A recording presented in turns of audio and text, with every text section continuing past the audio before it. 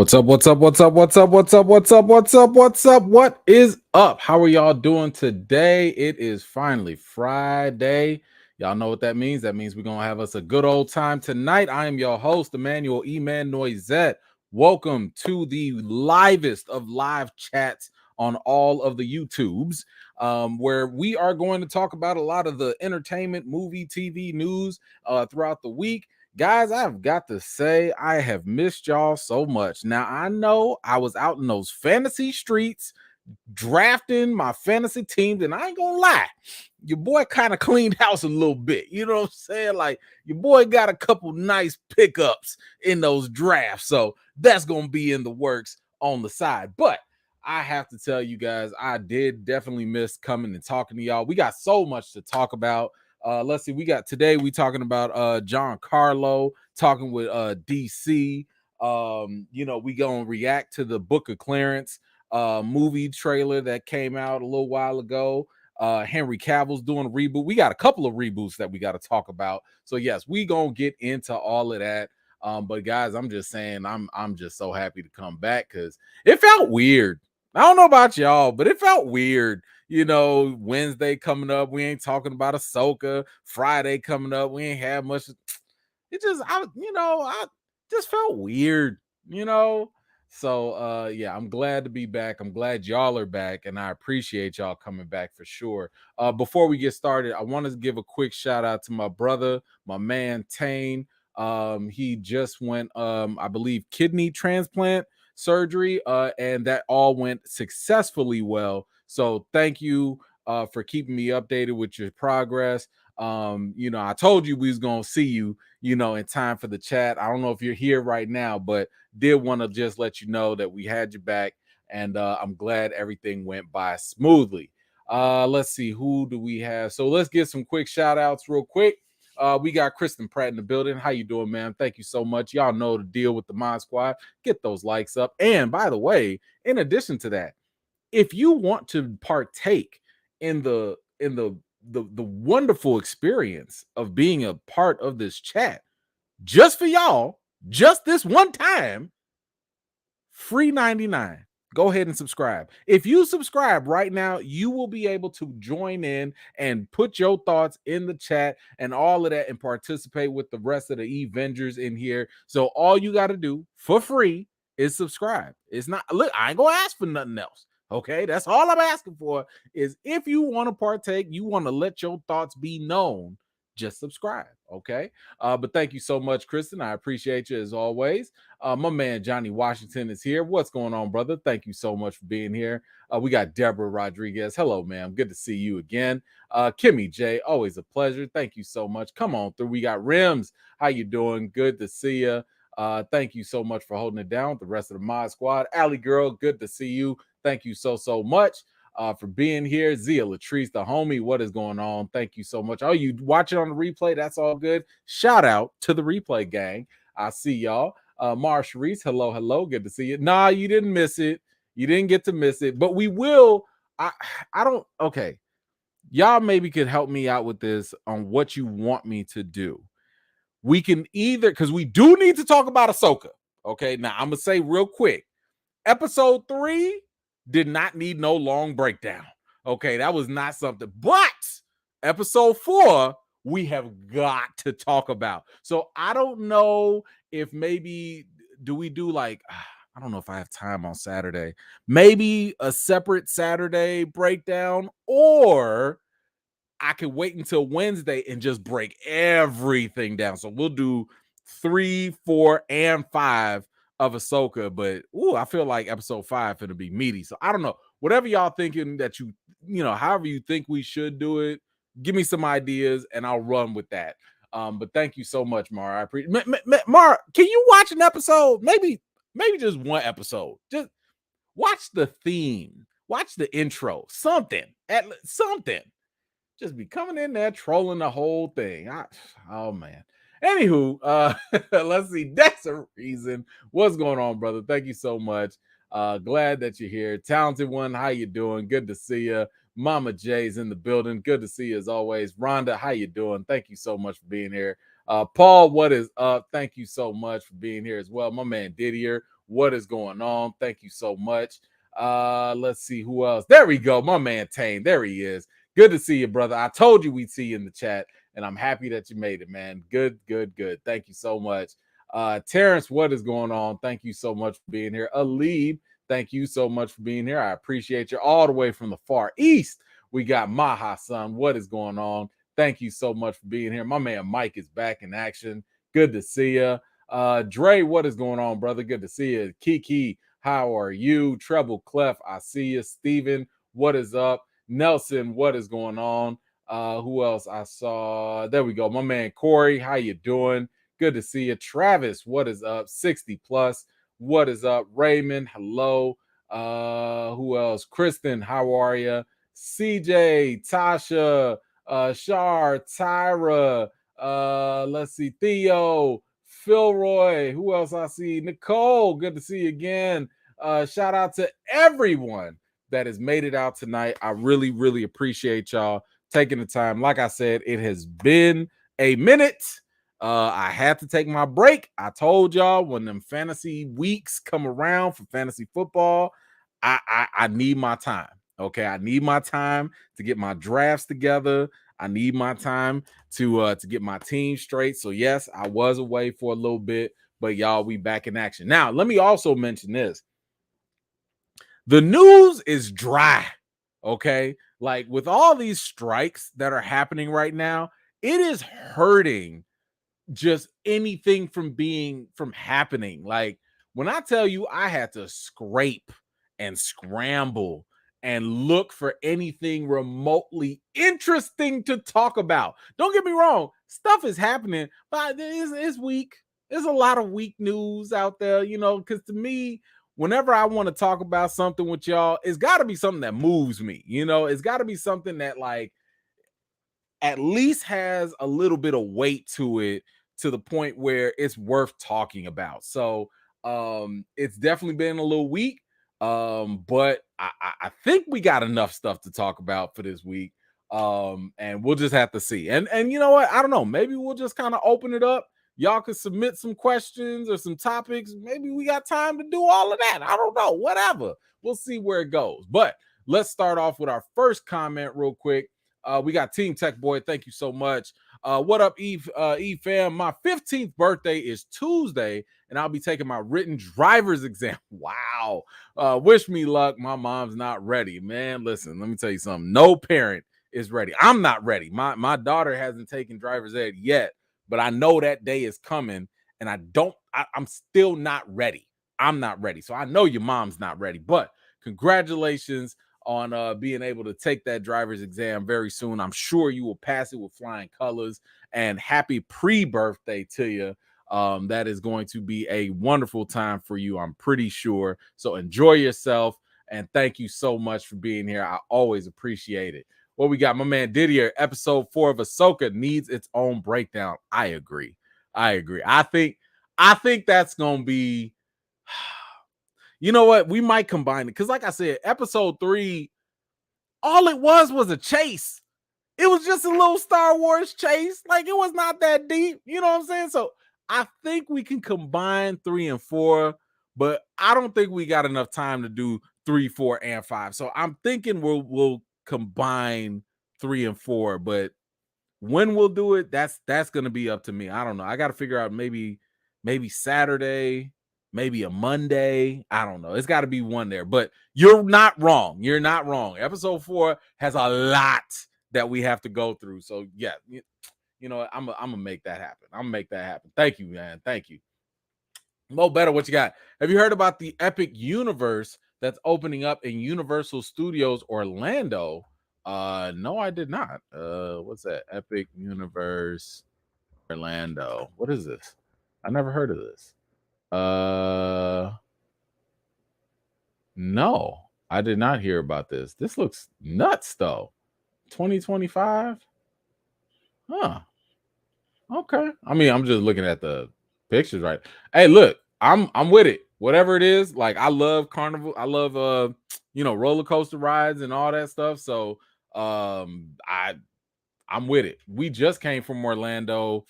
What was it? Last year before last. So I'd definitely be open to it. Matter of fact, the family needs to go on another trip real soon. So hopefully if it's open by the time we do our next family vacation, I gotta save up for that. Then we'll probably go hit that up. But thank you for letting me know and putting that on my radar. I will go check that out. Thank you so much. JN, what you got? Welcome back. Question maybe for a side chat. If you could pick any superhero to turn into a movie, who would it be? Side note, as long as you didn't pick any Chiefs wide receivers, you'll be good. First of all, I drafted, I think this was, I think it was a 14 team league. I think I took Travis Kelsey with my first, no, third. I think I was the third pick. I was either 3 or 4, but I took Travis Kelsey. So you already know I was hurting real bad. I was hurting right there. But no, I did not start any of the Chiefs wide receivers just because Mahomes spread the ball too much. You know what? No, I'm sorry. You gonna have me tell on myself. And whenever I start giving too much information, some of my opponents be watching me and they be like, oh, that's how E-Man think. So I can't say too much. I can't say too much because I'll be revealing too many other secrets to my competition. So maybe if we talk after the season, I could give you a little more insight. But I gotta pull back on that. I gotta pull back. But let's see. To your question, any superhero to turn into a movie.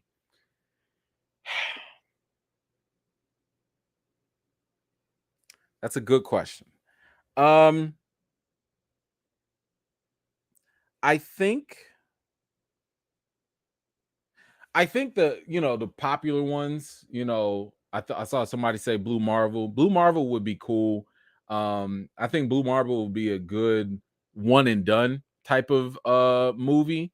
Um, I think if I could make one, the only one that comes to mind right now would be Static. If you could make a Static movie, I think that would be the easiest one to um it'd be the easiest one to relate to people because you could tap right into the same vibes that you got from Across the Spider-Verse, right? So it's pretty much the formula, the model, the desire is already there. So Static would probably be the easiest one to adapt off the cuff like that. um but I will think about some other ones because there have been others that I've thought about that could be really interesting. Yeah, Icon. Icon would be cool. I think an interesting, you could do some interesting things with Icon. I would try and revamp some of the stuff though, and make it a little bit more relevant. But yeah, those two would be pretty good. Oh, I'll tell you one that I wouldn't mind seeing. I wouldn't mind seeing a Wildcats movie. I would not mind seeing that. And the only reason I say that is because I used to love the cartoon Wildcats. Um, it used to come on CBS Saturday mornings. My favorite was Grifter, like just with the mask and everything. I just thought he was dope.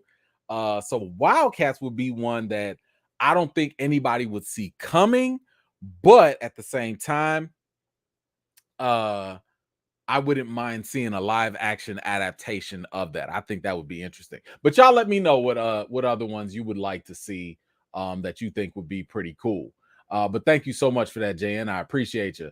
Let's see, J Dot, what you got? Hey man, can you speak on the rumors that Marvel might be rebooting and the possibility of directly recasting T'Challa? So there's nothing to really speak on because the rumors of rebooting, I mean, I don't think anyone has any really good information on that right now.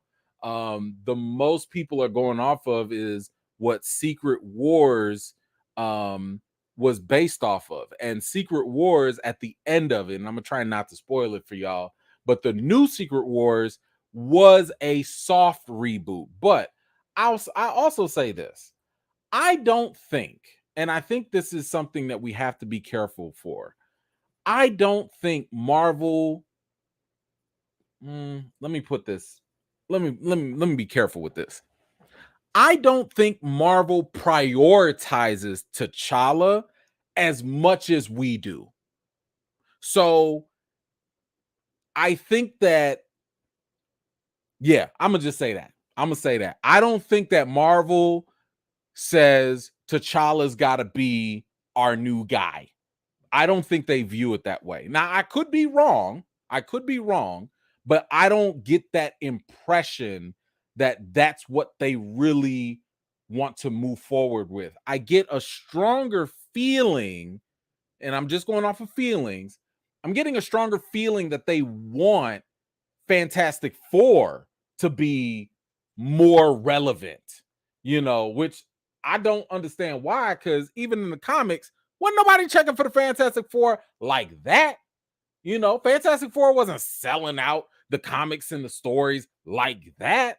Um, Now, they also might prioritize X-Men more than T'Challa. So I don't see Marvel saying to themselves, we got to get T'Challa right. We got to do justice by T'Challa.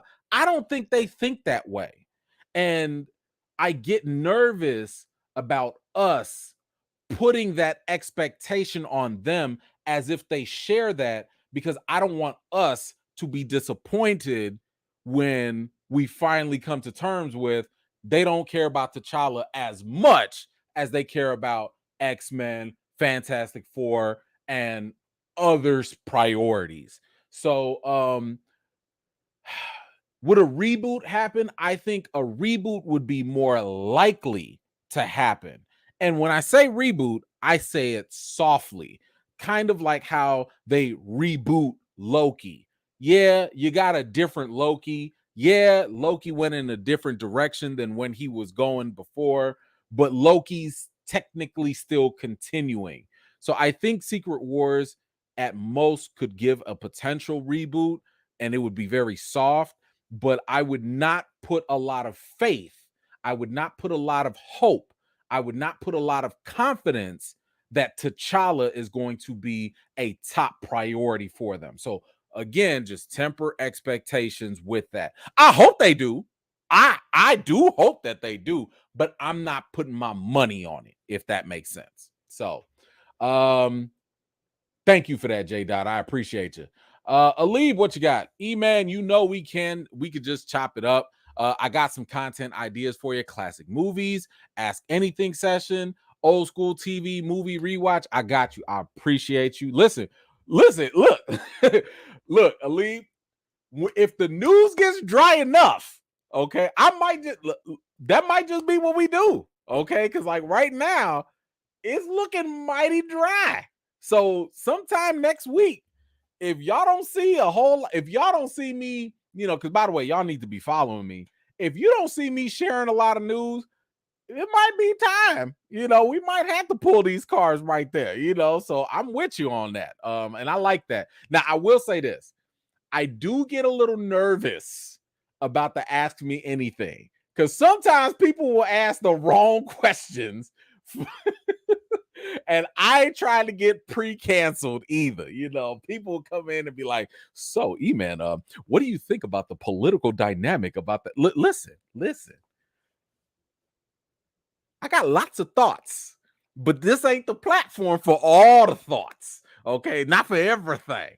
But no, I do like that. Thank you for putting that out there, because we will have. I think we probably will need to, as long as this strike keeps happening and going on, and it's killing interviews, it's killing potential. What are you barking at? Relax, relax, relax. As long as the strike keeps going, it's definitely going to be dry in these streets, but we'll see. But thank you for that volunteer work. I appreciate it, because I will be calling on your services probably real soon. Let's see. What you got? Anthony, I see you here. Do you actually think MCU is gonna be saved with phase 4 and 5? Come on, man. No, I don't. I don't think that. I think that the MCU being saved, whatever that means, I think it won't be saved until phase 6. I've already explained to y'all that I think that right now Phase 4 was a miss. Yes, it had a couple things that worked. Spider-Man No Way Home, for example, but there were more misses because of the streaming shows than hits. And because Phase 4 is kind of like Phase 1 of the MCU, where we had no real expectations. And if y'all go back to Phase 1, it was not that great. Phase 2, not that great either. The only thing that really saved Phase 2 was Winter Soldier and Guardians. After that, it was weak. It was not good. So I do think that if Phase 4 and Phase 5 are similar in terms of the approach, we're going to have to struggle a little bit because we're going through all these new introductions. And by being introduced to so many new characters, we don't have the connections that we used to have with the other characters. Keep in mind, when Thor hit the ground, nobody was connecting with Thor like that. Nobody was checking for Captain America after First Avenger like that. It took time and a 2 or 3 movies for us to finally start to get connected with those characters. Look at Shang-Chi. Shang-Chi hit the ground, decent movie. We ain't seen him since. He gone. Where's Blade? Y'all just heard a voice. And you don't have anything to connect to yet. So I think it's going to take time once again for people to get exposure to more of these characters through more movies. And I'm making this prediction now. What is it? 2023. In 2026, people going to be saying, "Oh, Marvel's finally back." And it's kind of like, nah, we just were impatient. Okay. We just were not patient enough to see what they were building. Now, let me also say it is fully possible that Marvel's finna just be trash. Okay. It is fully possible that Marvel's gonna put out trash after trash after trash and never make a comeback. That is also possible. But if we look at the potential that they have, so I'm being very clear with my words. If you look at the potential that they have by 2026 and on, we could all be coming back and being like, "Oh, Marvel, hey, big head, how you doing?" I told y'all, Marvel ain't used their big guns yet. You still don't know nothing about mutants or X-Men in the MCU. And if they do that right, we will all come flocking back. Don't act like you won't. Because if they cast the right people for Storm, they cast the right people for Wolverine, they cast the right people for Gambit, y'all gonna come back. Everybody's gonna come back, and everybody's gonna be just fine. So we just gotta be patient. Let them cook. They might make some mistakes. I think they will, but I think Phase 6 will be it. All right, let's go. Puma, what you got? If Equalizer, let's see, Equalizer 3. I wanted some. Okay, so if they do an Equalizer 4, I'm assuming, because they already did 3. You want his son to do the prequel. I was hoping and saw a little bit of No More Bets. Have you seen or heard of it? Icon. I have not heard of No More Bets. Don't know what that is. But I'm with you on the fact that if they do a prequel for Equalizer 3, yeah, I'd take John David, to be to play the role with no problem. Excuse you. Get out of there. That's not for you. Thank you.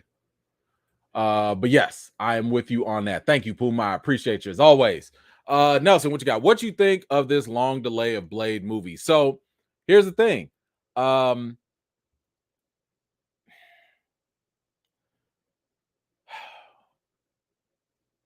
I don't like the initial energy that was put into Blade. And I can only go off of reports, right? All we can do is go off of what is reported. So if something happened behind the scenes that we don't know about, I'm not going to be held liable for that. I'm only going by what is reported. From what has been reported, y'all had a boo-boo script and you sat on that for almost a year. That's not okay. Reportedly, rumoredly, Mahershala Ali was not happy. Y'all went, y'all got another director, okay? And you went and got a different writer, somebody that's cool that worked with Mahershala before, and apparently he likes them. So for me, if you're making Mahershala happy, I'm okay with that. I'm okay with that. And then of course the writer strike happened, then the actor strike. So this delay is kind of like it's compounding things that were within Marvel's control and some things that are just not in their control. But all I know is Kevin Feige said Blade was supposed to be a phase 5 movie. So I'm expecting that to happen in phase 5. You know, because Black Panther Wakanda Forever was supposed to be the end of phase 4. So it better be in phase 5. That's what you promised. That's what you said. So I need to see it in phase 5, and we'll hold judgment until later. Until then. Thank you so much. Let's see. African. Thank you so much for the super sticker. Really appreciate it. Appreciate the support. Let's see. Android over iPhone always. My man. I say reboot after Avengers 6. You get everyone back and don't have to make up a crazy story where the mutants were. Possible, you know, I mean, they could easily do that. Like in the comics, it pretty much, you know, resets everything. Like, and because we know the comics are not exactly like what they do in the movies, they could use that as inspiration to just create a new universe. They could create a new history, they could create a new future and a new present. They could literally recreate what the MCU was and still kind of sort of continue it at the same time. So anything is possible. Anything is possible. And I don't think what you're saying is far-fetched. Are you howling? Man, this boy is weird. But yes, I'm with you on that. Thank you so much. Let's see. Didier, have you watched Foundation on Apple? Man, I've been liking it, and it's something for us to talk about. So, Foundation is going to be the next thing that I watch. Right now, I'm in the middle of Silo. It's okay. It's okay so far. I just got done watching all of. I'll talk about that later. I just watched another Apple series, but I'll talk about that later. And I'm in the middle of watching another series that's about to come on Peacock, but I can't talk about it. But it is coming in September, so y'all can figure that out. I'm almost done watching that. So I'm watching a lot of other stuff that hasn't come out yet, but Foundation is one of those shows that I did want to talk about, or I'm sorry, I did want to watch. And if it's juicy enough, maybe I'll start covering it. You know, if that's something that enough of y'all really want to talk about, if enough of y'all are watching it, maybe we could go do that. I've heard very good things about it, so I will go check that out as well. But thank you so much for that reminder, because I definitely need to go back and check that. Puma, what you got? MCU is claiming the Marvels will tie up plot holes. Okay. We'll see. You know, listen, show me, you know, like I'll believe it when it happens. So we'll see. But thank you for that. We'll see what happens. Let's see. Oma, what's up? I have a confession. I watched every episode of Twisted Metal. It's tough in these streets. Pickings is slim. Man, I'm sorry. I mean, listen, I don't know if you liked it. Did you like it? Like, was it you good? You know, are you good? If you good, then cool. You know, it is slim pickings though. It is slim pickings. So every episode, okay, all right. But thank you for telling me. Thank you for sharing. Trey, what you got? Thank you so much. Have you seen the trailers for Godzilla -1 and Monarch Legacy of Monsters yet? Yes and yes. The scale, weight in -1 is perfect, and the CGI and Monarchs look spectacular. Yes. So I have seen both. The -1 does look good. It looks like it's a nice throwback, to old school Godzilla movies. And that's definitely something that I will probably check out. Monarch looks really interesting. So Monarch, if I'm not mistaken, looks more so at the agency that monitors all those kaijus and stuff. They were teased all in Kong Skull Island, and then of course a little bit more emphasized in Godzilla versus Kong. So I'm definitely going to check that out. I think they just gave me access to some of the screeners for like the first couple episodes. So I might be checking those out as well. See, it's stuff like this that prevents me from watching things that are current, because it's like, all right, let me go watch Monarch, but then dang, I forgot I need to go watch Foundation. You know what I'm saying? So I am very, very intrigued by Monarch and I want to see where that goes. So I will check that out. But thank you for that, for putting that on folks' radar. Let's see. Laufo. I hope I said that right. Yo, E-Man, when will you be checking out The Outsider? It's such a good show. Oh my God. I have The Outsider queued up on my HBO, on the HBO Max app. It is on my watch list. Listen, you just heard me talk about two different shows. I want to see The Outsider. I like Stephen King based shows and stuff. I actually rewatched the new version of The Stand. It wasn't all that great. I actually like the old school Stand better, but The Outsider is something that was recommended to me, and I am interested in watching it. I need time. Like, I need time, y'all, to watch these things. There's a lot of stuff. So yes, that is on my list. Do not let me forget that. It is on my list. I will be watching that. But thank you for that reminder. Let's see, Mara, what you got? Did you watch Special Ops Lioness? I enjoyed it. You know what? I did. That was the one with Zoe, wasn't it? Zalanda or whatnot. So I was interested in it. I didn't know if it was enough to get me though. So I like, has anybody else seen it? The Lioness thing? Like, is it good? Is it worth watching? Why are you crying? What do you want? What do you want? Hold on. See, y'all, okay. What do you want?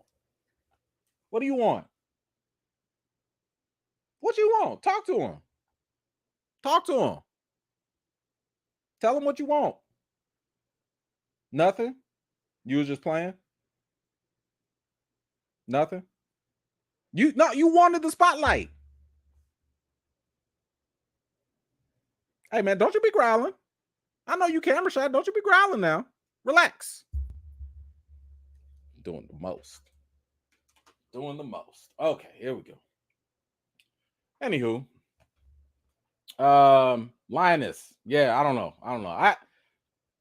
I ain't gonna lie. Nothing pulled me into seeing it. But if more of y'all check it out and let me know, well, maybe it'll get on the radar. I don't know. But I'm glad you liked it. I'm glad you liked it. And apparently you watched that instead of Ahsoka. So we're gonna make a mental note of that. Okay, we're gonna remember that. All right, guys. Thank y'all. By the way, I appreciate y'all giving a little something to fill up this live, because boy, it's thin in these streets. It's thin. But all right, let's get into some of these topics real quick. We have VFX. Oh my gosh. So y'all already know. We just talked about this a couple weeks ago, where like the VFX industry it's been in shambles, right? Like, they have been, I don't want to say abused, but they've been taken advantage of because they're not together, right? You got this whole bidding system where a studio could come in and they'll just take the lowest ball offer that they can get, and then they'll like have crazy deadlines. And this is according to the VFX folks. They'll have crazy deadlines. They're not going to pay you more. They're not going to give you extensions, and you got to get the work done one way or another. Yada yada yada. It's a problem. It's a problem, right? So not too long ago, we just found out that the Marvel VFX workers, they voted to unionize finally, right? So it was like, yo, great, good. y'all actually coming together, because if y'all act as a union, then that means you will be able to collectively have standards and be fine. Great. So with that said, what do you want? I don't know what you want, man. You went out already. I don't know. Bro. I don't know. But anyway, not only did this happen with the Marvel folks, but guys, it looks like it is starting to spread, because now Walt Disney Pictures, their VFX workers are also moving to unionize. It says here that a super majority, over 80%, of the 18 in-house VFX crew members at Walt Disney Pictures signed authorization cards signaling their desire to unionize. So this right here is definitely going to be probably a good sign that more VFX workers are going to start to come together and realize that they have power. You have power in numbers, so like, yo, it's just trickling down. It's trickling down from the Marvel Studios workers to now the Disney studio people. Maybe other companies will start to join in and get together with this. And it says here that it says VFX workers have remained non-union since the field was pioneered during production of the first Star Wars films in the 1970s and 80s. As part of the move, unionizing workers are demanding fair compensation for all workers, for all hours worked, adequate health care, retirement benefits, and more generally, the same rights and protections afforded to their unionized co-workers who are already represented by the IATSE. If a majority of these workers vote in favor of unionizing in that election, the studio would be required to begin good faith negotiations for a contract covering these workers as a group. So, you know what? Listen, good luck to them. Hopefully they get this stuff together. Hopefully that they get whatever they feel is fair. And we'll have to wait and see what happens. I'm just hoping that whatever happens, y'all just finally come to a point where you stop giving us boo-boo VFX. I'm not blaming the companies, because I'm sorry, if the studio's like, yo, we need this, and then you're not giving them time to cook, that's a problem all around. Nobody benefits from that. Just because y'all make a deadline, I'm sorry, your movie could suck if the VFX are terrible. So hopefully all of it comes together and they get that working in a positive way. But y'all let me know, what do you think about the VFX workers from Disney now joining in on this union effort? Let me know your thoughts in the comments down below. Anthony, what you got? Hey, I just wanted to say that I will be listening to this during the replay for my workout tomorrow morning. Good to see you after being on vacation. Thank you so much, Anthony. I appreciate that. Shout out to you for your workouts. I'm happy because you getting it in for me. I'm living vicariously through you and your reps and sets. Get it in for the both of us. Thank you so much. Let's see. Nicole, thank you so much for being here. Sorry, I'm slow with it. Did you catch Apple's The Crowded Room? I liked it. The current Spider-Man did good. So here's the thing. I was going to watch The Crowded Room until someone spoiled it for me. Someone spoiled the whole twist, the whole reveal, and I was just like, well, I no longer care. So unfortunately, I hate spoilers. I don't get down with them. It can really ruin an experience for me. So no, I did not get a chance to see it because of that, and I just have zero desire. Now, I did hear that Tom Holland was pretty good in it, but nah, it's not on my list, because now it's like I know what it's all about. So I got no real desire. But thank you so much, Anthony. Back at it. By the way, I got a second place in my 100-mile run period. Did it in 11 days. The person who got it did it in 7. Well, congratulations. That is fantastic work. Thank you so much for sharing that, man. I really appreciate you. All right, let's see. What else? Oh, what? Hold on. We got Mara back at it. Thank you so much. Have you watched your second favorite turtle movie after the original, Mutant Mayhem? The kids in my theater cracked me up. You know what? because I've been so first of all, my favorite Turtles movie is the first one. Like that's the 90s one is absolutely my favorite. My second favorite is the second one, Secret of the Ooze. It's a bad movie. It's not good, but I do enjoy it. Okay, I do listen. I get my ninja rap, ninja rap. I get down with my ninja rap, but I have not watched Mutant Mayhem only because I thought it looked too kiddie. I thought it looked a little. I didn't think it was for me. I didn't think it was for me. I thought it was for the younger kids, so I passed on it. But I have heard good things about it. You're the second person that has told me that it. No, you're the third person that's told me that it's actually pretty good. So I might have to add that to the list. I might have to add it to the list. But like I said, I wasn't checking for it at first. I just wasn't. But thank you for letting me know. Anthony, what you got here? I asked ChatGPT if they made an Incredibles movie, who should play Frozone, and it said my arch nemesis. Yikes. So first of all, ChatGPT and all AI is the devil. So there you go. There you go. That's what you get. That's what you get. Thank you so much. Jarrett, what you got? Sup, E-Man? I wish T'Challa's son at the end of Wakanda Forever was actually a younger T'Challa from a displaced universe where his Wakanda was destroyed and he now has to grow into being a king and protector. Yeah.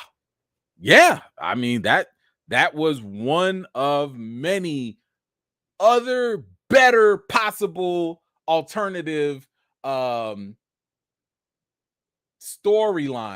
that they could have went with, but they didn't. Yeah, I really wish that I wish they had went that way too, but they didn't. So another drop ball for Marvel right there. But yes, I'm 100% with you. That would have been 10 times better than I think what we got. Yeah. Thank you so much. All right, let's go with what else we got? Oh, okay. So we got a Crow reboot. Now I don't know if all y'all were, if y'all even remember it, but The Crow was definitely a 90s I would say a cult classic, with Brandon Lee, Bruce Lee's son playing the role. Unfortunately, he had passed away while filming, and it was pretty sad. I think it was during the sequel he passed away or something like that. But apparently they're going to be making a reboot, and I think I'm okay with this. They got Bill Skarsgård coming in, to play to actually play the main role here. I'm not mad at this, guys. Like, I like him. He is a very good actor. So I like this. It says here in the original revenge thriller, a man who was brutally murdered comes back to life as an undead avenger of his and his fiance's death. And the movie is expected to release next year. Now, I think that's very optimistic. Keep in mind, there's still a strike going on. So we don't know if things are going to be further delayed or not. Who they say here? It says singer-songwriter FK Twigs, isn't that? I don't know who FK Twigs is. But I'm down. So y'all let me know. Are y'all cool with Bill Skarsgård playing the Crow, playing this role? Does it interest you at all? They still said that there were going to be a couple modern twist that they were going to add to this. We don't know exactly what they're going to do, but I'm interested lightly. I need to see a trailer. I'll put it that way. I need to see a trailer before I can really get into this. But y'all let me know, what do you think about a Crow reboot? Is this something you can get down with? Something you interested in? Let me know in the comments down below. Let's see, Black Cinema, what you got? Show recommendation, Time Essence on HBO Max. We don't call it Max. It's about the making of the iconic magazine, but besides that, not coming back to the MCU too much. Hurt for the characters. I'm DC all the way. Okay, hey, you're not hurt by DC? Like, that's a lot of hurt too. Like, the grass ain't always greener. Both of them grasses need to get mowed. Both of them need to get watered. A little seed and something, because both of them grasses got some patches. They got some patches right now, and they ain't looking too hot. But But no, that's interesting. Time essence. Okay, I have to add that to the list. But thank you so much and putting that on other people's radar. I really appreciate that.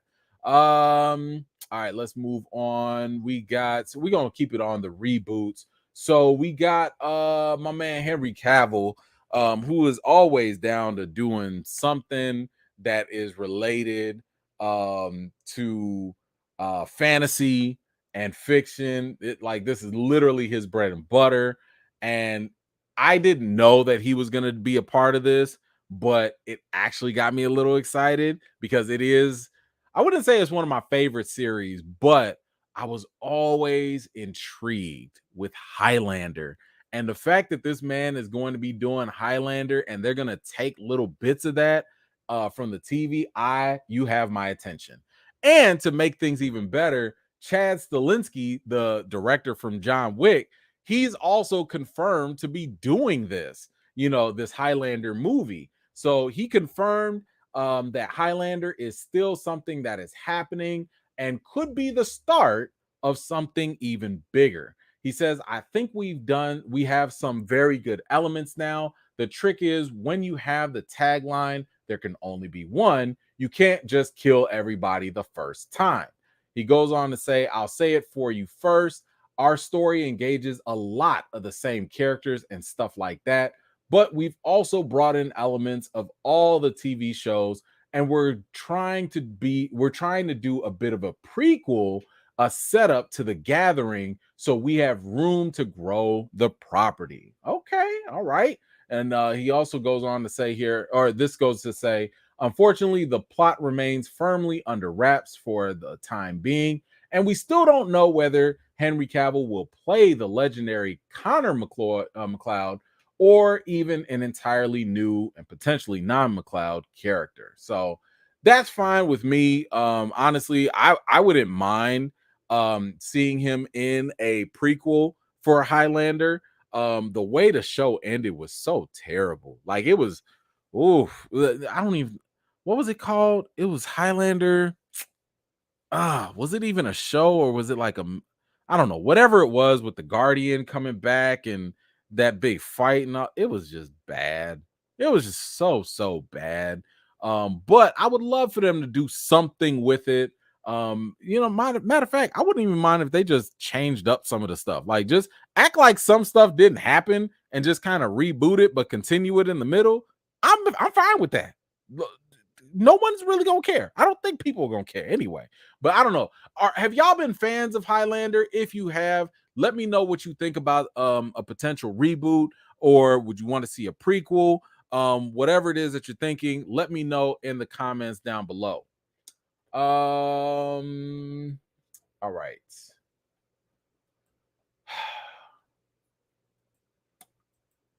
Trying to think here. Because I don't know why y'all dog is whining and he keeps looking at me. And I don't like it. And I don't know if he needs to go out or not. So here's what we're gonna do.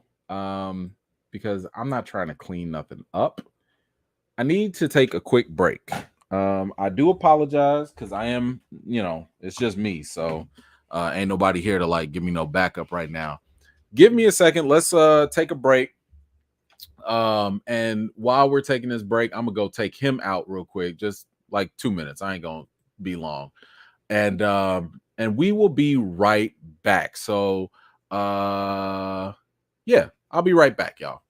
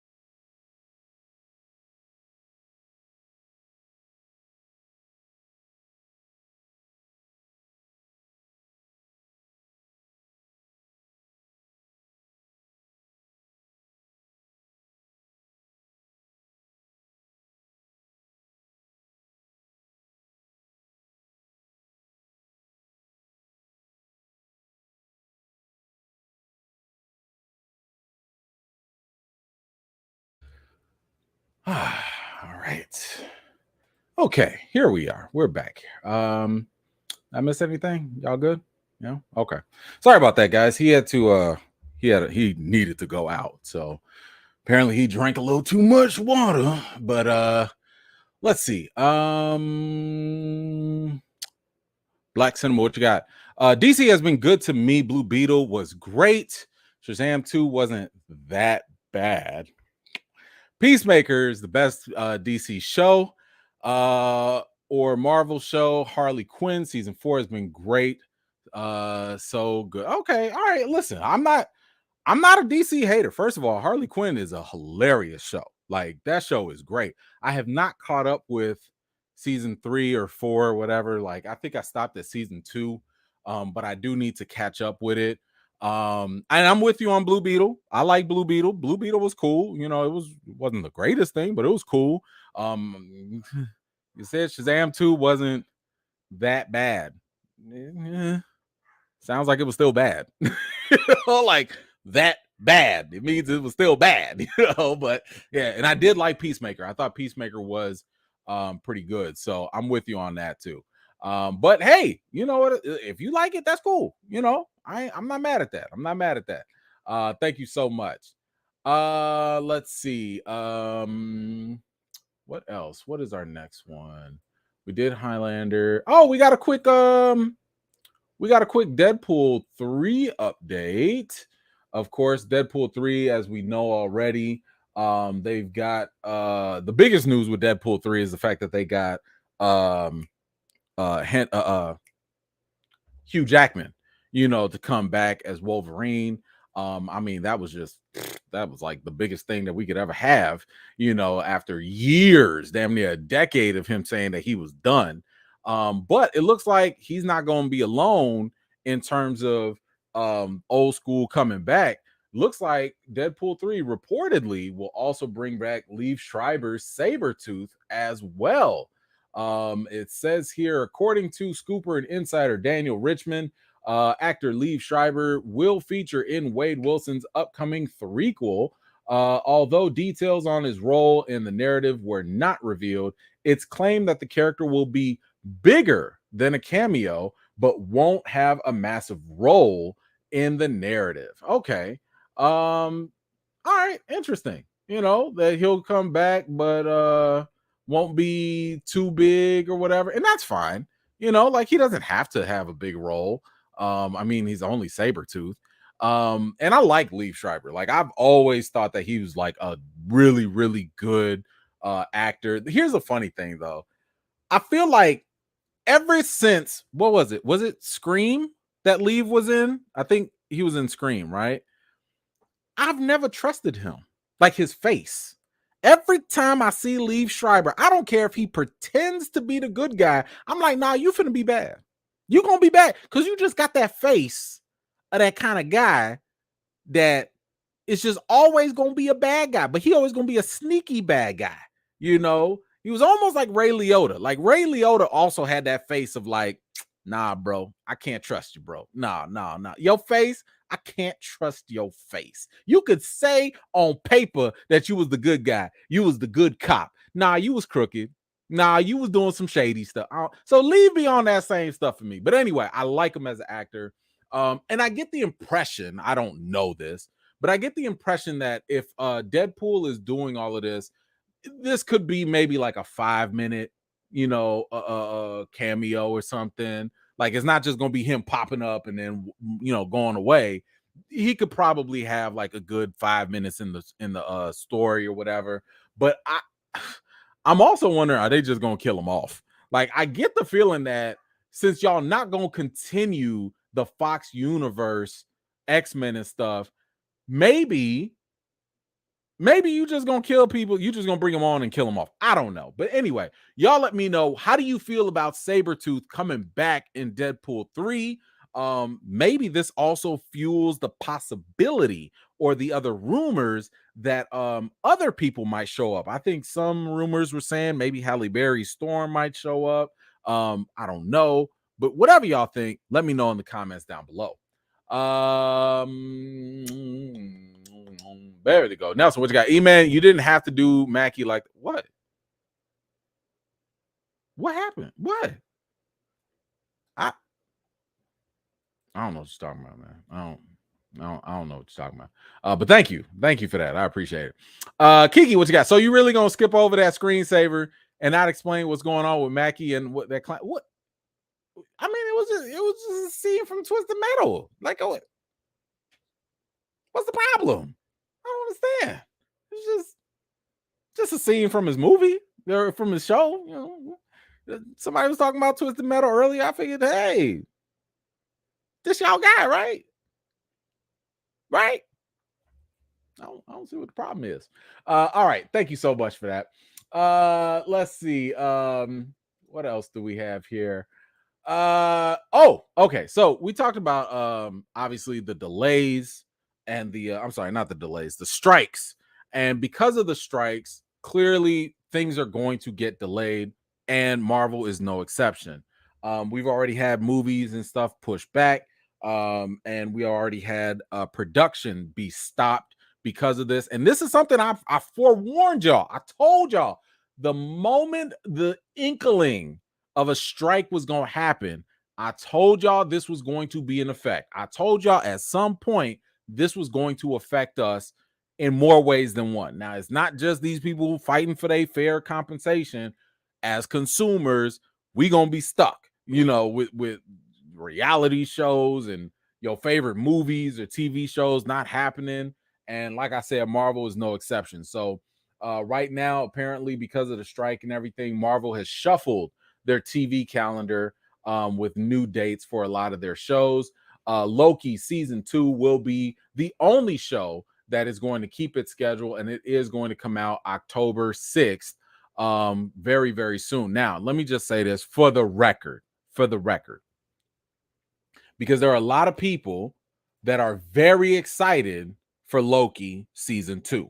Now, I've told y'all that Loki is my number 2 for Marvel shows. Like, I think it is one of the better shows right after WandaVision. But I am concerned. I am concerned that it might not live up to the hype of the first Loki season. Main reason is because they changed out the director. Kate Hernan or Heron, she's not going to be a part of it. She had left early or whatnot. And I'm a little concerned. That's all. Like, the moment you change this up, that means that there's potential that something's going to be different. It means that this is not going to follow the same vibe or energy that it had before. So I don't know if this is a good thing that they changed up. I don't know if it's a bad thing. But what I am knowing is that I'm not going to get my expectations up for this. I'm not going to say, oh, well, because the first one was so good, the second one's about to be even better. I'm not on that, because I don't.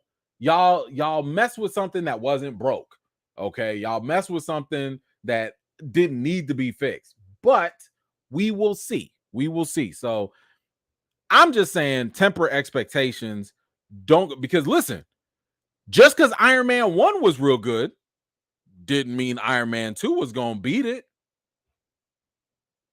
Right? So, you know, just be careful. Just be careful.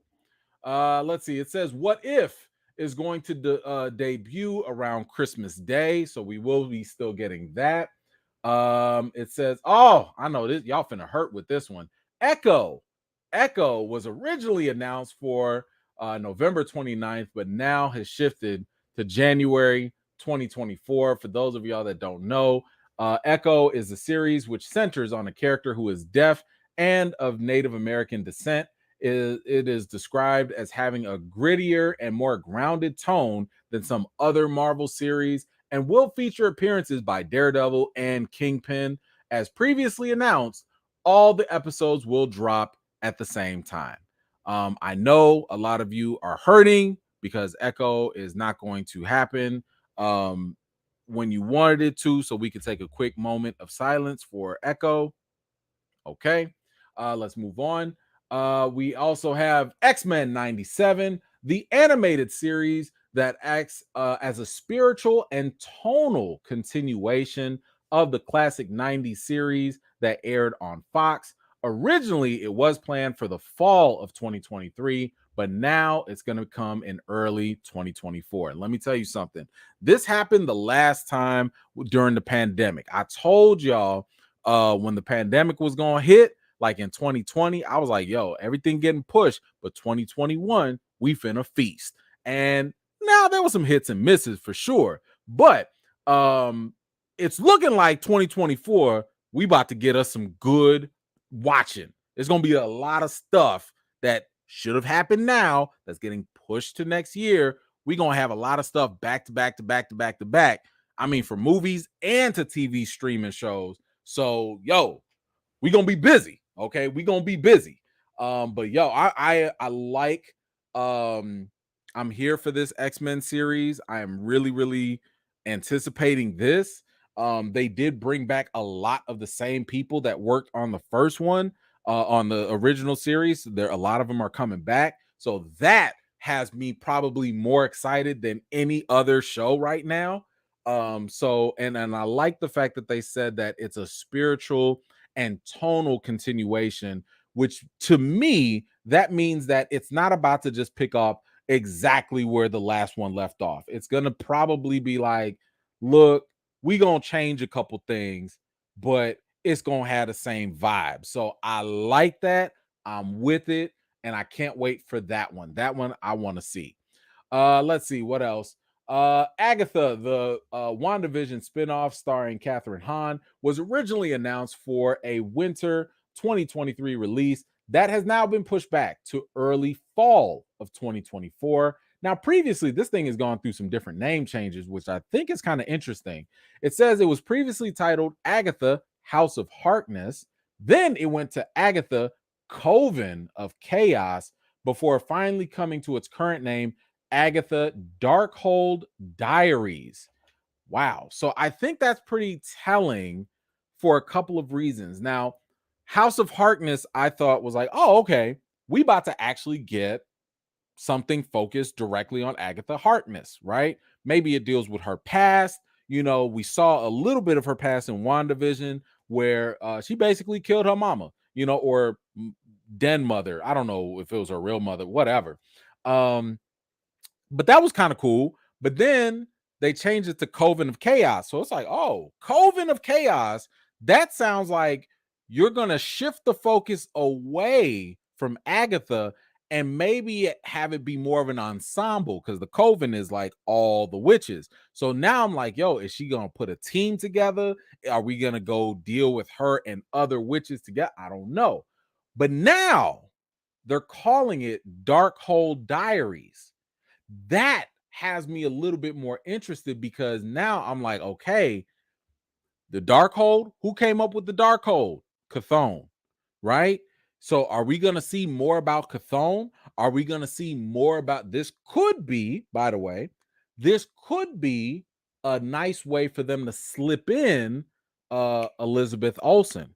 Scarlet Witch could come back now that you're tying the Darkhold right back to this. Now, it could also be, you know, like how she came about the Darkhold, but at the same time, when you say Darkhold Diaries, it sounds like you about to tell us maybe all the people that had the Darkhold before, and maybe they have their individual stories, or maybe it'll be like Agatha reading the different things, the different chapters in the Darkhold. Keep in mind, the Darkhold did prophesize, or it did talk about who the Scarlet Witch was.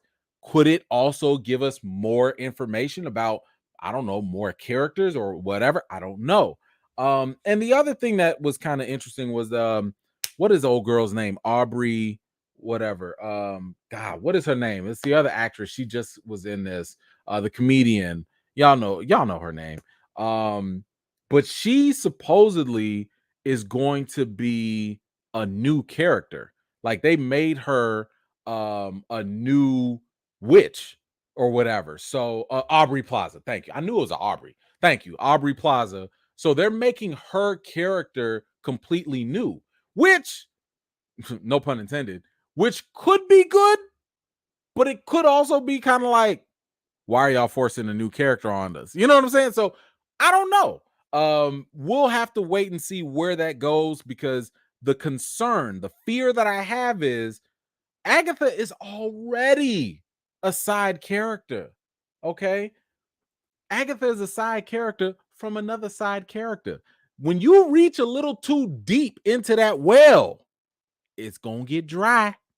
Okay. You're going to come up with some rocks. Okay. So I'm really hoping that they don't keep saying, "Oh, let's go to the from the C character to the D character to the E character," because at some point it's gonna be like, "All right, man, like, who is this? Where's Scarlet Witch gonna pop up?" You know, like at some point. So I'm hoping Marvel does not get a little too free with this. You know, don't be scratching the very, very bottom of the barrel. Back in the past, Marvel had to scratch the bottom of the barrel because they didn't have no choice. Y'all done bought the rights back from Fox, which means you have the vast majority of your X-Men Marvel characters back. Y'all don't have to keep playing like you got your hand tied behind your back now. You don't have to keep doing that. So, and the fact that y'all coming off a weak phase 4, y'all better stop pulling punches. Stop pulling them punches. Go ahead and start playing with the 8 cards now. But anyway, we'll have to wait and see where that goes. Let's see. What else do we have? Another delay. Oh, that's another heartbreaker, no pun intended. Ironheart, which focused on Riri Williams that y'all saw in Black Panther Wakanda Forever, was to have dropped this fall, but that is now off the schedule. It finished shooting, but its completion is affected by the strike. So once again, guys, I know that is a heartbreaker. I know y'all hurting for that one. We can have another moment of silence for that. So that is definitely going to come a lot later. So prepare yourselves for that. Daredevil Born Again was expected to debut in spring of 2024, but because of the strike, that got paused in mid production. And also my man Yahya Abdul Mateen II, who is now going to be Wonder Man, his show has also been paused because of the strike. So those are all of the dates right there, guys, that you got. A lot of things are getting pushed to next year, which, you know, like I said, that could be a good thing for us, the consumer. We will have things to watch month after month after month after month, you know. So they might be putting a little pressure on some of y'all that like to get the subscription, hold it for a little bit, and then throw it away. Yeah, you might not be able to do that now. I don't know. But anyway, y'all let me know, what do you think about all these shows and the ones that are getting pushed? Let me know what you think about which show are you looking forward to. Whatever you think, let me know in the comments down below. Oh, hold on. We got a little love here. Let me grab this here. Oh my goodness. Low key, thank you so much for the $25 cash app. Says welcome back. Appreciate you, low key. Shout out to you. And the hubby. Tell him I said what's up as well. Let's see. My man Terrence, thank you so much for help with your list of shows to watch. I appreciate that. With the $10 cash app. Thank you for sir for that. Definitely appreciate it. Let's see what else we got. My man Nelson, is the Darkhold a universal or multiversal book? So it depends on how Marvel wants to define it. Now, at the end of Doctor Strange 2, I believe it's something that exists in the multiverse, so you have multiple copies of it. They said, if I'm not mistaken, and somebody can correct me, when Scarlet Witch destroyed the Darkhold, she destroyed it across the multiverse. But I don't think that matters as much, only because Chthon, if Chthon exists, he is the Darkhold, right? Like the Darkhold ain't nothing but just his like cliff notes. You know, he's just like, man, I just wrote this stuff just to, you know, like he's the one that wrote down all the spells and everything. So just because the Darkhold gets destroyed, who's to say that Chthon can't just make another one? So like anyway, we'll have to wait and see if they go deeper into that. But yes, right now it was a multiversal book, but it was destroyed across the multiverse for now. So we'll see what happens with that. But thank you so much for that, Nelson. I appreciate you. All right, let's move on. We've got actually we're gonna stay on the strike effects. And yeah, so one thing that we have talked about was that, especially with the writers, but not only the writers, but the actors are also going on strike. And because they are going on strike, one of the things that they're going on strike for is about residuals. And one of the residuals that they're talking about is from streaming platforms. They're like, yo, y'all taking these shows and making all this money, and we not getting anything. I'm sure you guys have seen the headlines, or you guys have seen different actors talking about how they're getting like pennies, for residuals for shows that come on streaming. And again, this is one of the reasons, just one of them, why they're going on strike. And more recently, we just had Aaron Paul go and talk about it. And if you don't know Aaron Paul, he is the co-star next to Bryan Cranston in Breaking Bad. And for those of y'all that don't know, Breaking Bad has been one of the best shows ever. And he says that he doesn't get anything.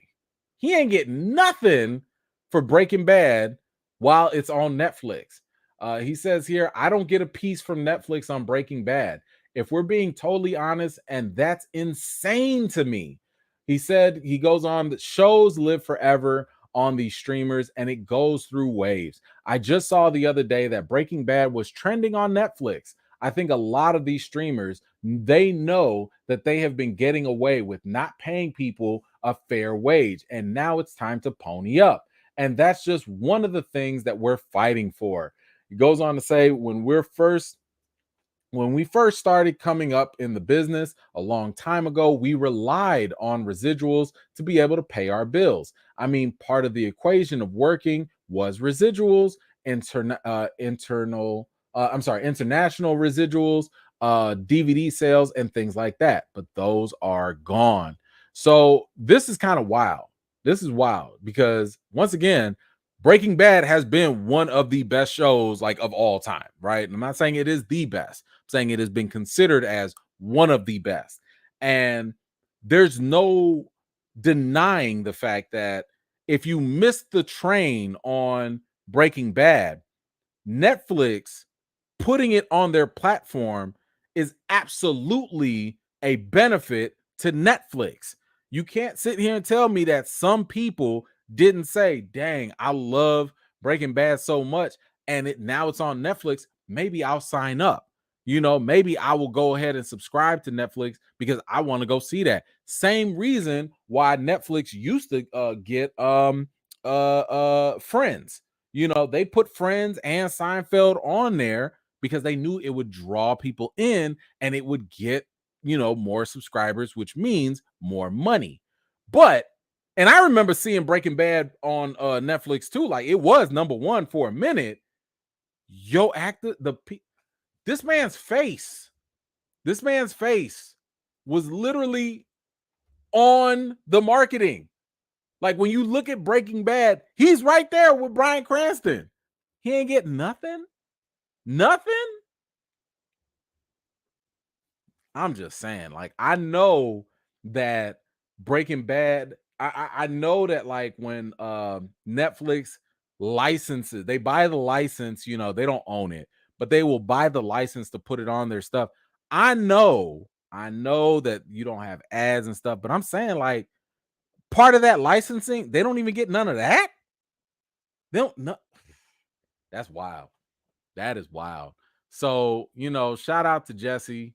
Like this is definitely like one of the main shows that even made him popular. But the fact that he's getting nothing, that's just messed up, in my opinion. I'm not saying they got to be getting millions of dollars. I ain't saying that, but I'm saying they should get something at least, trickle that down, something.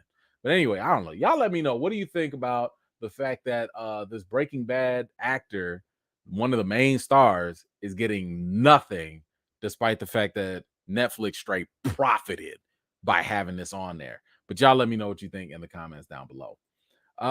Let's move on. We have Sam Jackson.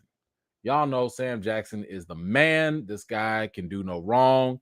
Every movie he's in is usually pretty solid because he picks out a lot of good roles. Now, granted, he will pick out a lot of roles. Okay. Sam will do a lot of different things. But we do have some information now about his newest movie, and it's called The Beast. And in this movie, Sam Jackson is going to be playing the United States president. It says Marvel vet Sam Jackson and Suicide star Joel Kinnaman are in negotiations to portray the leading roles in the upcoming independent action thriller titled The Beast. Now, here's what it's about. It says here that Sam Jackson will be playing the U.S. president who gets stuck inside the titular presidential limousine described as an impenetrable tank armed with lots of weapons. As for Kinnaman, he would take on the role of Secret Service agent Taft. Haven't we seen this before? Did this happen in Winter Soldier? Like Sam Jackson stuck in a car with a bunch of weapons? So y'all really just talking about this President Fury, right? Like, what if Nick Fury became president and he had to like fight off people in a car by himself? Okay, I mean, all right. Let's see what else they say. What should you expect? It says when a militia of unidentified hostiles coordinates a coup against the U.S., the president uncovers the extent of the beast's highly classified offensive capabilities. Separated from his wife, the president must learn to control the beast and the monster inside himself in order to save his life, the life of Secret Service agent Taft, and America. Ooh. All right. So basically, this sounds like Winter Soldier, Nick Fury, meets Olympus Has Fallen, or was it London Has Fallen? And maybe the roles are reversed. Or was that White House Down? Where Jamie Foxx, was that the one where Jamie Foxx was the president and he had to like shoot and stuff? All right. Whatever. All right. Whatever. Like, I don't care. I'll watch it. Like, I'll you had me at Sam Jackson, first of all, and I feel like the main selling point at this point is what kind of weapons does the beast actually have? So, sure, fine, and my main question is going to be, how the hell is the president going to be caught? Like, I want to see how they isolate the president where the president is just there by himself, like, because ain't no way you gonna have a terrorist attack and the president is just gonna be there by himself for a while. Like, you mean to tell like ain't no helicopters, ain't no surveillance, ain't no drones, ain't nothing, ain't no Air Force zooming in 2 minutes, none of that. So all I'm saying is I just want to see how they set this up, and I'll go from there. Look, I'm a sucker for a good action flick anyway.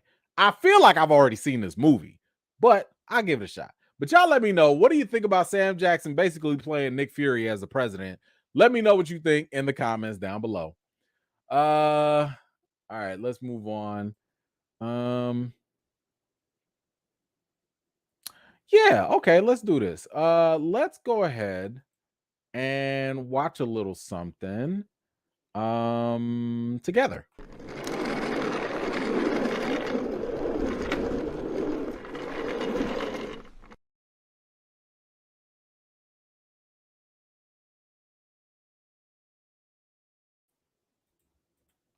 Let's give me 1 second here. Uh-oh. Is that not playing?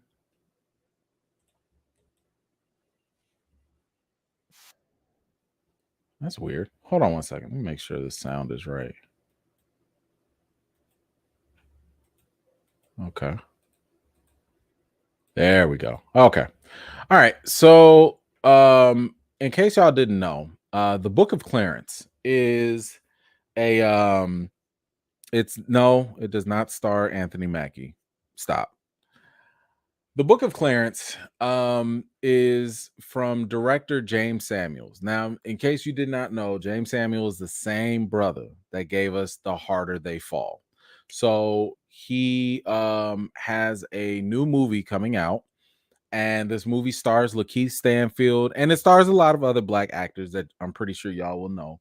And now I just read the synopsis of it, and it has to do with basically telling a story about some brother named Clarence that lived during the time of Jesus, right? So it takes place in biblical times, and it's not a religious story, but it does have religious elements to it from what I've read. And I mean, this caught my attention because obviously, I have, religious background for my education, my personal faith. I'm black and I'm a movie critic. So for me, I'm like, yo, this is right up my alley. I definitely want to see what this is all about. So, and I love The Harder They Fall, and I like this director. So I'm very curious as to how they're going to make this work and what they're going to do with this. So we do have the trailer. Let's get this popped up here. And I am very curious to see what this is all about. So let's get this up here. All right, and let's check this out. Book of Clarence.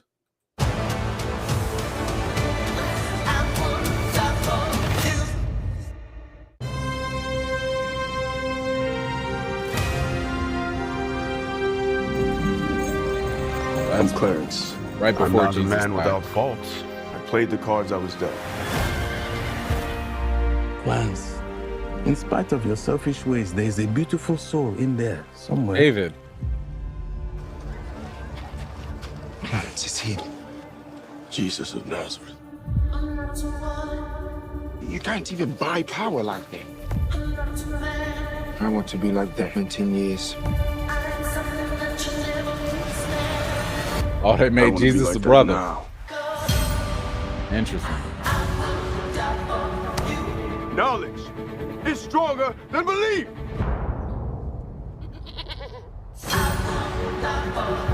Clarence, he needs miracles. I have a plan. I can see! I can see!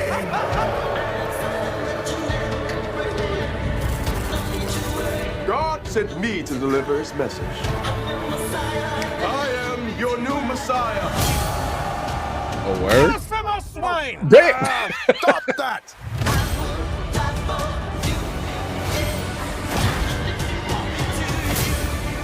Your God is a myth. See for yourselves. There is no Messiah. Clarence, if you'll be so kind to walk on water. Damn. I like that editing.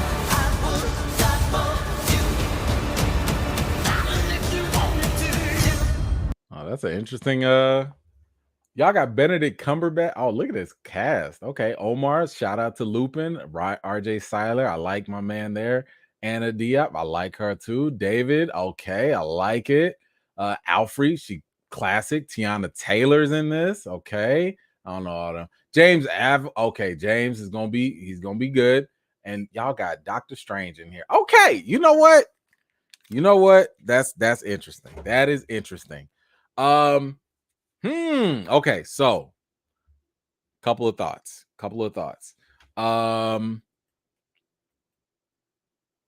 So obviously this is not this is not trying to be a straight up serious religious story. Clearly that's not what they're doing, because the mere fact that you're talking about you're in Jerusalem, but literally everyone in here is black. Like you don't have no Middle Eastern people at all. Okay, fine. And you know why? I'm gonna be I'm not going to come out with the seminary accuracy. I'm not going to come out with that here, because how many movies have we seen where all these Middle Eastern folks, these Middle Eastern Jews, were straight up white? For years, we've seen straight up white Europeans from the Caucasus in the Middle East. Okay, so I'm not going to trip over that. I like the fact that they did not show Jesus. I do like that, because ultimately, this story is about Clarence. It does not appear to be about Jesus. And we all know how much controversy goes into, oh, did you make Jesus white? Did you do this? Did you do that? Blah, blah, blah. So I like the fact that they hid Jesus's face, because it's like, you're not the main story here, right? It's about Clarence, who lives around Jesus. Got it. Now, they did make Jesus black, and even though, like I said, Jesus was a brown man from a brown Jew, y'all took a long time with the white hair, blue eyed Jesus. So I'm going to let it pass. I'm going to let it pass. I have no idea what this movie is about. I have no idea what this movie is about. But at the same time, I appreciate what director James Samuel did in The Harder They Fall. Like, he took a classic Western, he took something that people thought was going to go one way, and he flipped that all on his head, right? So for me, I'm okay with giving his movie a shot, because if you just were to judge The Harder They Fall off of just the trailer, I don't think the trailer lived up to the movie, because I think the movie exceeded it. I thought the movie did way better than what the trailer portrayed, right? So I'm willing to give James Samuel a shot with this. Now, there is a little concern. One concern here is that it is also produced by Jay-Z. And love him or hate him, I respect the rap career and all that. I personally have not been the biggest fan of his portrayal or perception of religion. And I don't believe that he disrespects it or anything, but we have some differences. Now, I did take the time to read his comments in the Vanity Fair article, and he did say that, like, yo, we're not trying to make a religious movie. Okay, I can respect that. But it's very difficult to escape, how can I put it, religious sensitivities, right? So like I said, I like the fact that y'all blacked out Jesus's face. That's gonna put some attention away from him. That's fine. So I hope that the same way they kind of respected that by like saying, no, we're gonna focus on Clarence, I hope they kind of avoid being unnecessarily controversial. Because y'all, I mean, come on now. Y'all know somebody that's been religious and will go over the top with stuff. I'm sure y'all know somebody, who's like, oh no, that's not my Jesus, or oh no, that's not what my Bible said. I know y'all know somebody that goes a little over the top with it. So I hope that they kind of avoid that kind of stuff, stick to the story that they going with. Either way, I'm going into this open-minded. I'm very, very curious as to what they have to say. I do like Lakeith as an actor. So I am very intrigued to see where they go with this. And it looks like it's gonna be funny, right? It looks like it's gonna be more comedic than like, I don't think they trying to like sway anybody. I don't know if they're gonna be converting folks with this movie. But it does look like it's gonna be pretty entertaining. So I'm looking forward to it. I'm there for it. But y'all let me know, what did you think about the Book of Clarence trailer? Are you interested? Does this have your attention? Did your Bible just light on fire? I don't know. Whatever you thought, let me know in the comments down below. All right, let's go. My man Puma, what you got? Darkhold ties Wanda, Blade, Ghost Rider, Doctor Strange, and more. Marvel's Midnight Sun. So the Sorcery Avengers line will start, plus Mephisto soon. Very, very possible. It is very possible that this would be the Agatha series would be a good way to tie all that stuff together. Whether they're going to actually do that or not is up. That's the real question. But you're not wrong. The Darkhold by itself is an excellent way to tie all of that together and to get everything rolling with the more spiritual side, the more supernatural side of Marvel, of the MCU. So let's hope that they do that. Thank you so much for that. Let's see, Puma, Black History of the World. Okay, yeah, we'll see if they do that too, right? But thank you so much. Didier, this feels like a serious take on Mel Brooks skit. It might be. It might be. But again, we'll have to wait and see. But this is why I like James Samuel, because so far he's not afraid to give us something very original. And I'm always going to give points for originality, even if I don't like it. Granted, I've liked what he's done so far, but I'm willing to give him a shot. So we'll see if that holds up too. JN, agree with you, E-Man, wholeheartedly. Jay-Z wants to be a Western version of Mansa Musa and has often told Black folks religion is a scam. So yes, like I said, I don't agree with a lot of his opinions on religion. Again, I respect everybody to believe in what you want to believe in. I respect that. I'm not the type of person to be like, oh, well, if you don't believe this, you're going to go to hell and you're going to listen, do what you want to do according to whatever you feel that you believe in. What I don't like is when people go out their way to disrespect other stuff. Now, you can have disagreements, right? You can have disagree. So, for example, I could have disagreements with my Muslim brother or sister, but that doesn't mean I disrespect their belief. You know what I'm saying? I can sit here and be like, man, listen, I believe what the Bible says here, and I don't believe what the Quran teaches there. I could say that, but I'm not going to be like, oh, you stupid for believing that, or your Quran is this, so you dumb for this. I don't get down with the disrespect. I can respect it and disagree with it and still love you at the same time. But sometimes some of the comments that Jay-Z has said in the past, or some of the things that I've seen him do, I didn't personally agree with. I wasn't feeling it. So for me, I was kind of like, yeah, bro, I get down with the music, but I'm not really down with you on that perspective of things. But that's a whole different story. But we'll see. Like I said, once again, I'll give it a shot. I will give it a shot. I'm not going to sit here and be like, oh, well, I hate Jay-Z, so I'm not going to watch. No. I'm here to be open with anything. And then, I'll give my opinion after. But thank you so much, Jay, and I appreciate you. All right, let's move on to I'll do this real quick just because I think it was brought up. I'm not gonna do a full review on it, but Equalizer 3, I missed it. We didn't get a chance to talk about it before, and I didn't have time to do a review. But I did want to just at least give y'all just some quick thoughts on it. Equalizer 3, in case y'all haven't seen it, it is in theaters right now.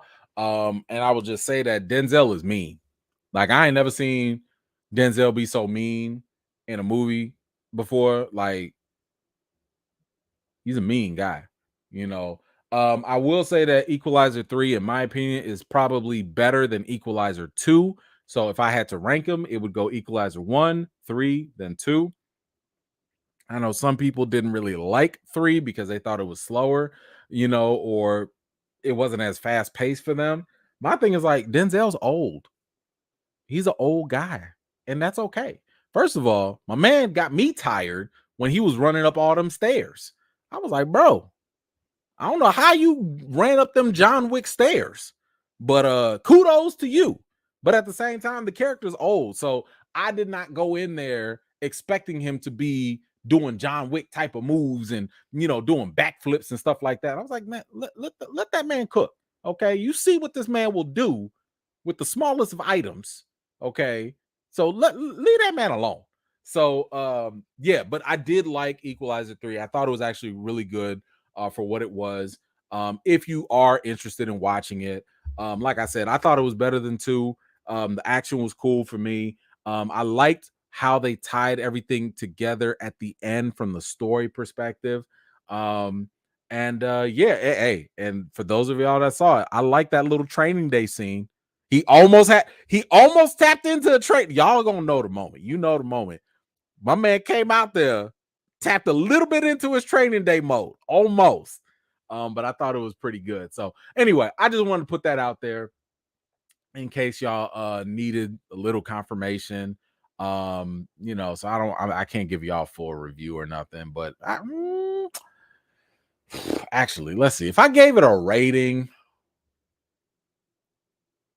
because I watched it with the wife and I think we had a good time. We talked about it. We liked. Oh, there was one bad thing.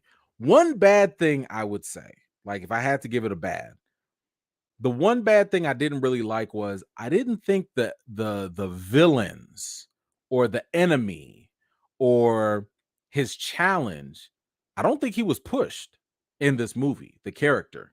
I don't think that Robert McCall, I don't think he had a big enough challenge for him to be like, man, this was it. Like this really pushed me to the brink. Um, that was probably my only issue with it. Like, this dude is a mean black Batman. Okay. He's the meanest black Batman I've ever seen. And I love it. But at the same time, I like to see our heroes get pushed so that they can rise to another level. I don't think he got that push in this movie. Matter of fact, this was kind of easy for him. You know what I'm saying? So, like, this whole movie didn't really challenge the character that much. So that's kind of sort of why I was like, it was good. I enjoyed it. It was entertaining, but this wasn't the best, So anyway, either way, if I gave it a rating, I'd probably say it was about a 7.5. Yeah, I give it a 7.5 out of 10. Good, not great. Is it worth watching? Sure. We went on a $4 or $5 Tuesday. It was fine. But anyway, if y'all have seen it, let me know what you thought about it. Yeah, put your thoughts in the comments. And yeah, if this is his last movie, that's fine. Like if this is last Equalizer, listen, I didn't even know he was gonna do Equalizer 2. You know what I'm saying? But if he was gonna do another one, this is a good way to end it. And yeah, I agree with a lot of y'all. His son should come in, just do some prequels. That'll be fine. Set it in the 80s, set it in the 70s or something. I'll be totally fine with it. I'd like to see how the hell did he learn how to become a ninja? Because the things he was doing, I was like, bro, you don't learn that in training. Somebody had to teach this man. This man had to learn how to be a ninja. Because yikes. But anyway, y'all let me know what y'all thought about Equalizer in the comments. All right, so we're gonna move from one legend to another. Are we gonna talk about that? Okay, we'll talk about it first. Yeah, Giancarlo. So as y'all know, Giancarlo is amazing. Love this dude. He can do no wrong. He is probably like one of the best supporting actors out there. Like he's that secret sauce. In Chicago, he would be the mild sauce to the chicken. To some of y'all in the South, he's the hot sauce for the chicken. Okay. For some of y'all on the northern Caucasus and stuff, he's the mayonnaise to the sandwich. Okay, so he's what makes things work, basically. If you understand what I'm saying, Giancarlo Esposito is fantastic. Like when this guy gets into his groove, he's gonna elevate the show, the movie to another level. He was great in The Boys. He was great in Mandalorian. And he is definitely doing his thing. And one of the things that people are talking about now is, there were rumors before of like, what is he gonna do with Marvel? There were talks of like him maybe coming in and playing Professor X. Which I think he'd be fantastic to play. I know some people were saying make him Dr. Doom or make him Magneto. No. You don't want to do that. It's too old. But he's too old to play Dr. Doom. But if you make him Professor X, I think that could work. I think he could really play that role.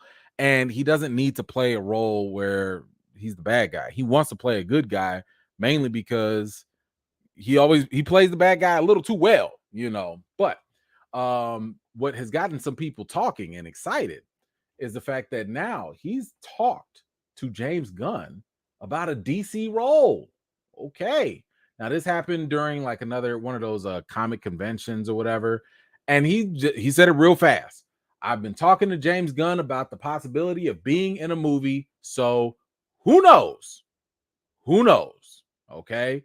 So, listen, this could mean a lot of different things. Now, some people are saying, like, yo, he could play Brainiac or Lex Luthor.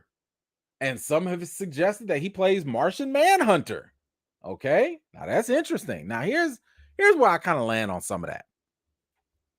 First of all, let me just say Lex Luthor is too easy. If you want him to be Lex Luthor, that's literally the easiest thing. You're telling him, hey, that thing that you were doing in The Boys, keep the same suit, keep everything the same, and just come on over to DC. It's too easy. We've already seen it be done. He can do that in his sleep. No one's saying it's a bad choice.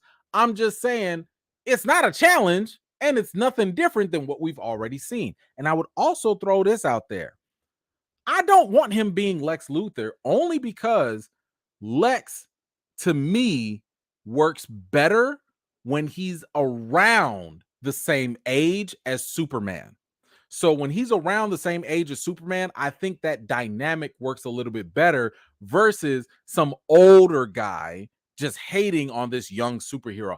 I don't think that dynamic really works very well. I like the depictions of Lex Luthor, who is you know, young, smart, athletic, but still human. I think he makes a better adversary for Superman. Now, I'll also say I don't like him as Martian Manhunter because Martian Manhunter, 9 times out of 10, he's going to be CGI, right? And I mean, look, Giancarlo, he's getting a little older, like Martian Manhunter. I'm not saying you got to be swole, but that's a physical role to play. And I don't think that they really need to make him CGI all the way like that. So I wouldn't want him as Martian Manhunter. Brainiac, sure, that could work. But to me, I think that you lose Giancarlo's charisma by making him Brainiac, because Brainiac is just very one note, very robotic, in that sense. So you don't want to waste this guy's talent in being Brainiac. Now, I think what some of y'all might have said this too, and I'm sorry, ever since I saw this, I just cannot get it out of my head. I cannot unsee this, but I think this would work perfectly. Make Giancarlo Dr. Freeze. You make him Mr. Freeze. I think that works perfectly. And that's easy. That is probably the easiest thing that he could step into. It's a role that I think that I wouldn't say that this role would challenge him. I wouldn't say that it would push him, but I do think it would be an interesting role for him to do. For one, all you do, you see him, you only see his head right there. You could let that body double do the work. And two, you can give him a nice little emotional, aspect to the character, because for those of you that know about Mr. Freeze, he's not really a bad guy. Like, he's not that guy that's like, oh, I want to take over the world. No, he wants to save his wife. Like, he is a guy that is conflicted because he will do bad things for the one that he loves. So I think that that would be a very interesting role for Giancarlo to step into, because he can show multiple different sides as an actor. And a lot of times these actors, they want to do different things. They don't want to just keep doing the same thing over and over again. So even though Mr. Freeze is not Mr. Personality, I do think that this would be an easier role for him to do physically, and he could slip into that role of just being ice cold, But at the same time, if they do flashbacks of him, maybe before he becomes Freeze, that would be an interesting thing to see him do. But I don't know. Y'all let me know, what other roles in DC would you like to see Giancarlo Esposito play in? Y'all let me know in the comments down below. Let's see. You say Hugo Strange. For me, I feel like Hugo Strange would be too. I think you get somebody else to play Hugo. I think you get somebody else, because like, I don't need someone. I feel like that role is beneath him. Like, it's not. Yeah. Could he play it? Sure, but and let's be honest. Does someone like him look like Hugo Strange? Once again, I'm sorry. That sounds like somebody for the Caucasus. Let somebody from the Eastern Europeans named Hugo come and play that. I'll let them play that. But no, I wouldn't give him that. Let's see, Spectre, maybe, because Spectre don't really do very much. Like, he just sits there and talks, and he's so powerful that, like, it's not very physical. So maybe I could see that. Let's see, Raja Ghul. You know what? I would not say Raja Ghul, only because okay, here's how you'd make him. If you want to make him Raja Ghul, even though I would say no, because for me, Raja Ghul, I think, is better portrayed by someone that is Middle Eastern, of Middle Eastern descent. So I would prefer to have someone of Middle Eastern descent play that.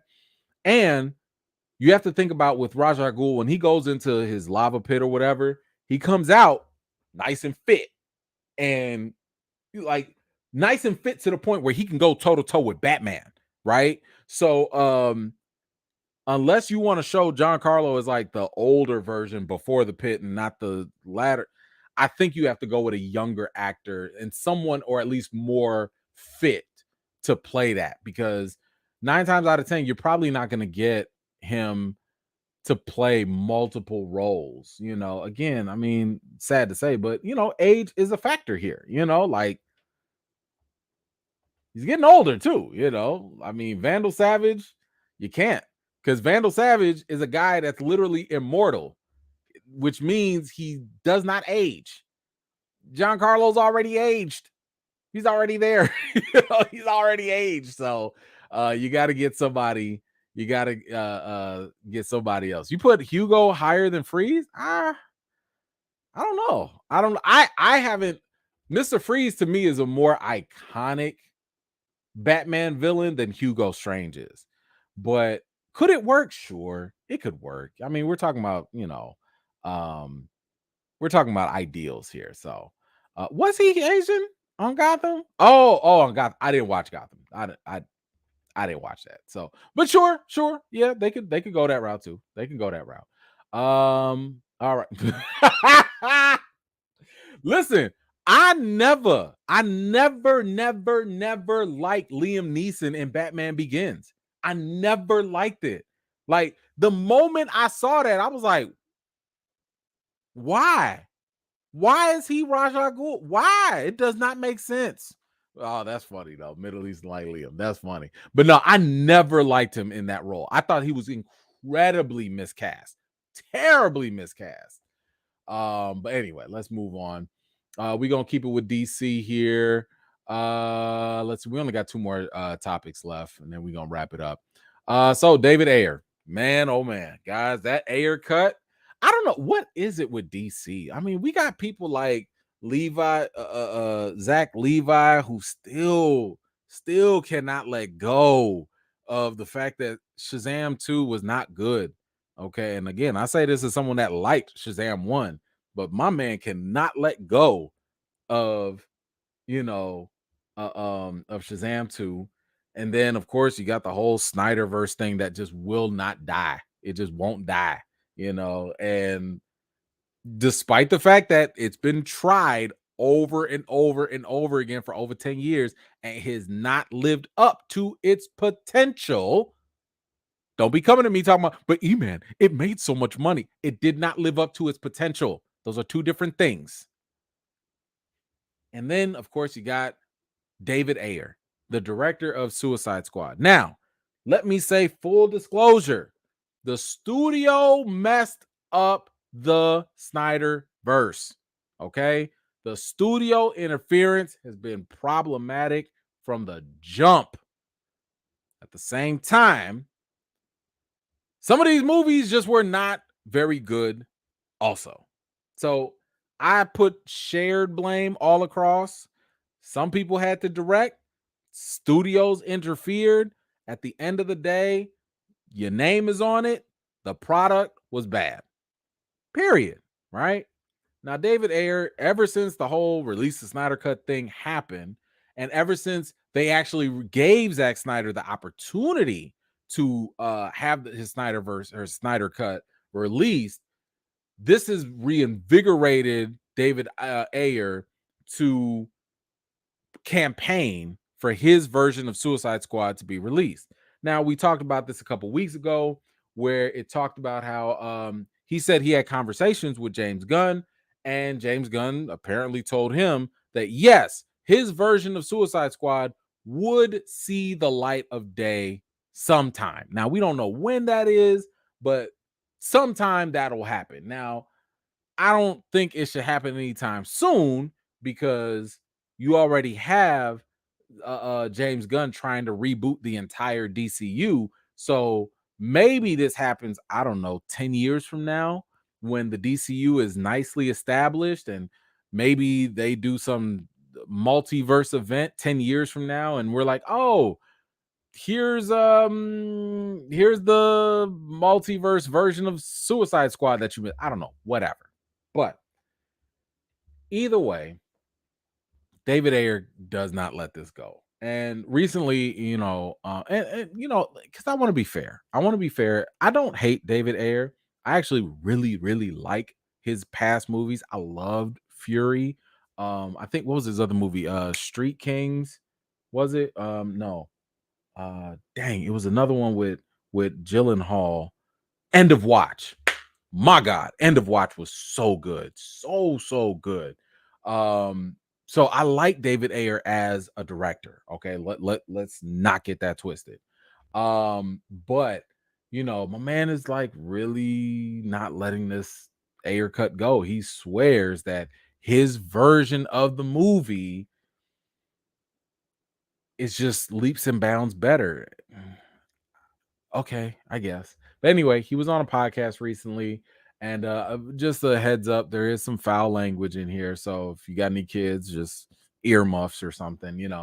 But he was asked, like, what was like the worst thing that happened to you in Hollywood in the interview, and he brought up the Suicide Squad. So here's what he had to say.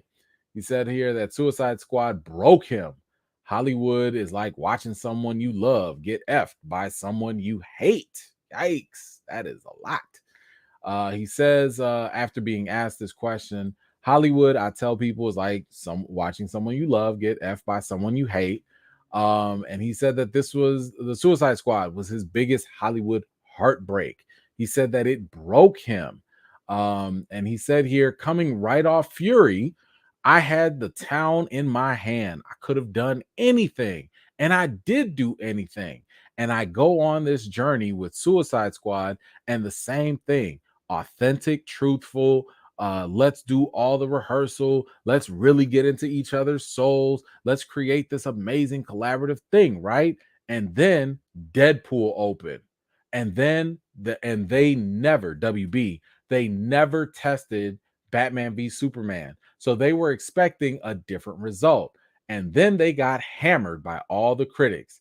Then it's like, okay, we're going to turn David Ayer's dark, soulful movie into an effing comedy now. Ayer continued to use his social media to advocate for the release of his Suicide Squad director's cut. All right, couple of things here, right? Like I said, after Fury, which was a great movie, David Ayer was on point. Like, I was initially, if you talked to me in 2014, 2015, and you asked me about the upcoming Suicide Squad, I was one of those people that was like, oh, DC, you done did it. Y'all got a great director for a great, gritty, grounded property with Suicide Squad. This is a match made in heaven. This is perfect. On paper, everything was right. And let's be honest. Let's be honest. Go back with me back to 2016. Let's go back. Do y'all remember the Suicide Squad? The news, the trailers. You had Margot Robbie. You had Will Smith in this movie, and then we had another Joker. Nobody knew what Jared Leto's Joker was going to be like. There was all this talk about what was going to happen. You had coming off of Batman v Superman and all this stuff. So there was a lot of hype going into Suicide Squad when we were, when this was all coming together. So what he said was actually dead on. He was right on point, at that time. But what caught me here, after Deadpool came out, and I get that, and the studio did want to pivot, I get that also. Y'all never tested Batman v Superman at all? Like, we talk about how one of DC's early biggest mistakes was trying to chase after Marvel after Avengers. So when Avengers came out and everybody was like, oh, DC, it's too dark. Oh, it's too serious. We have to add some Marvel fun. That was the biggest mistake DC could have ever made. Now, I'm not saying that DC should have continued to be, oh, here's emo Superman and emo Batman and emo. I'm not saying they should have continued that. I'm saying DC should have allowed the authentic tones to remain the same rather than trying to force things into what they thought was going to work. The fact that you sit here and thought Suicide Squad should have been funny was always a mistake. Suicide Squad is that's where you can really let loose. Suicide Squad is like, we can be bad and who's gonna blame us because we was never heroes in the first place. Okay, the characters in Suicide Squad, these are not people that you should be looking up to, right? You're talking about hardened criminals, super villains that are forced to come together to do a greater good against their will.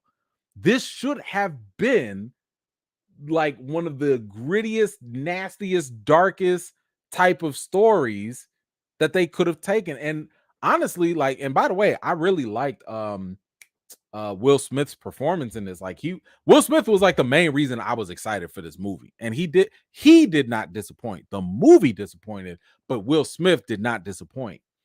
And the fact that they tried to make this a comedy, I can understand where David Ayer's coming from. I understand it. Now, at the same time, while I totally understand where he's coming from, and I totally understand, I don't understand why DC would not even consider testing Batman v Superman. This one of your biggest franchises. Batman and Superman, that's one of your biggest IPs, and y'all didn't even bother to test it. And that's when you released that atrocious nonsense in the theaters. This is what I talk about when I say y'all did not live up to the potential. Batman v Superman only made like what, $700-800 million. That's not good for the two arguably most popular fictional characters in history. Y'all, that's an easy billion. Easy. For the first time ever, that should have been an easy billion walking right into the theaters. But the fact that y'all didn't make that and y'all didn't test it first, shame on y'all. But here's the question. Here's the thing that I'm a little concerned with David Ayer, because again, he's like going up and down about, oh my gosh, my cut.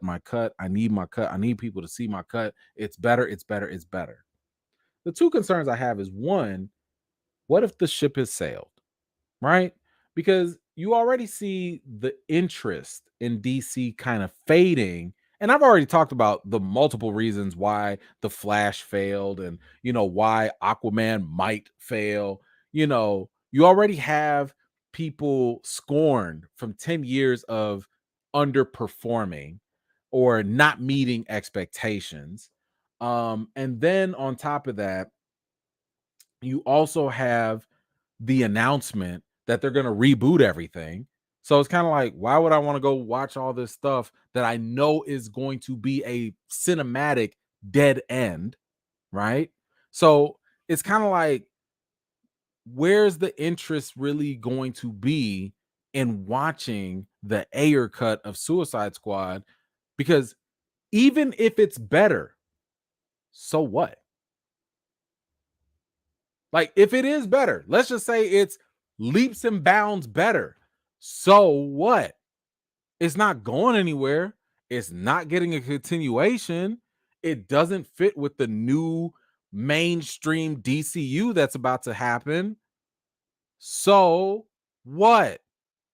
And that's one of the reasons why I'm kind of like, man, I'm sorry that this happened to him, but it might be time to just move on and let it go. It sucks, right? Like, it sucks that the studio screwed him over like that, but it's kind of like, come on, bro. Like, get him next time, right? Talk to James Gunn and be like, yo, let me direct that Lobo movie. Ooh, I think he would be great at a Lobo. You know what I'm saying? Like, do something else. And here's my other concern. My other concern is this. What if you do release this Ayer cut and it's not better? That's a possibility too. Because you can sit here and say that the last Suicide Squad, let's say it was trash, right? Let's say it was a 4 out of 10, right? Let's say it was a 4 out of 10. But let's say David Ayer's cut comes out and it's a 5 out of 10. Yeah, it's better, but what if it's also trash? Are you really going to set yourself up for future disappointment like that? That's why I'm saying, like, maybe it's best to kind of let it go, because just because you really believe in it does not mean that it's going to necessarily translate. I mean, one thing that's true about movies is timing. If certain movies come out at a certain time, they can usually hit or miss. Let me give you a perfect example. Black Widow. If Black Widow had came out, I don't know, 4 or 5 years earlier than when it did during the pandemic, it probably would have been much more better, well received. But it wasn't.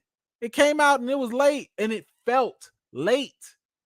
So I'm worried that if you sit here and put all this ambition, oh, the Ayer cut, it's so much better. Oh, I'm telling you, it would have been great. It would have been great. And if we finally get it, because we're not getting it tomorrow, we're probably not going to get it for another 5-10 years or so.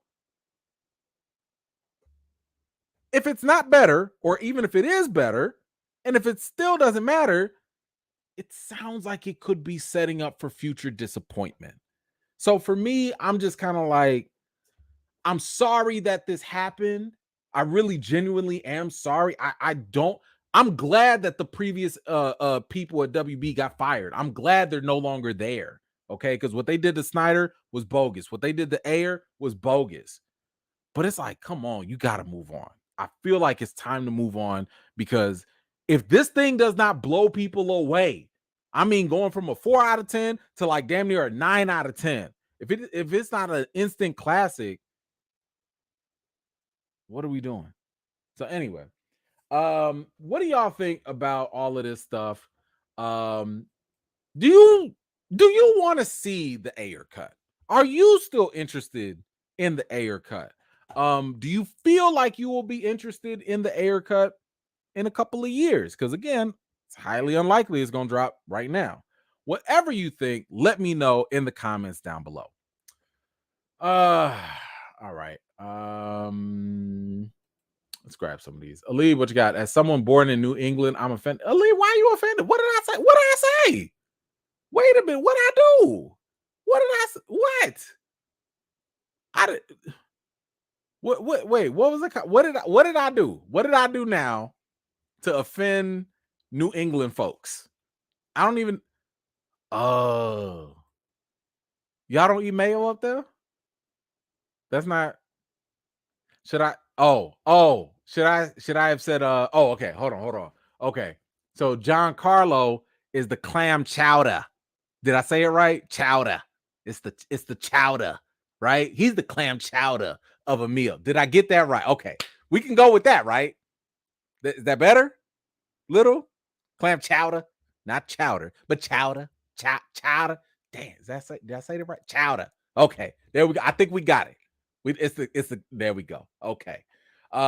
So okay, so look, we got it. We got the Midwest mild sauce, the down south hot sauce, the Northeast, you got the chowder. Okay, it's all good. Look, somebody likes the mayo. I don't know who liked the mayo. Maybe it's Northwest that like mayo. I don't know. Seattle, where y'all at? Portland, Oregon, Utah. I know y'all like y'all some mayo. Okay, I know Utah. Y'all like y'all some mayo. Okay, Colorado, I know y'all like some mayo too. Somebody out there likes some mayo. Okay, but where it's warm, I know ain't no mayo. Nobody likes mayo where it's warm. Nobody. Okay, California, West Coast. Giancarlo's y'all avocado because y'all like avocado on everything apparently over there. I don't know why, but there you go. All right, okay, we good now, right? All right, we're good. I think we are good. Y'all see, boy, food be getting people sensitive. Got to get that right. Let's see, Puma, what you got? B. Avery, love to see him as Sinestro or Ra's al Ghul. You know what? I could see him as Sinestro. He could play Sinestro. Not so much Ra's al Ghul, but definitely Sinestro. He could do that. I think he could do that. Thank you for that. Chris, what you got? Is there another TV show like Mr. Robot? That's a good question. I'm gonna leave that open to y'all. Because I didn't really watch Mr. Robot.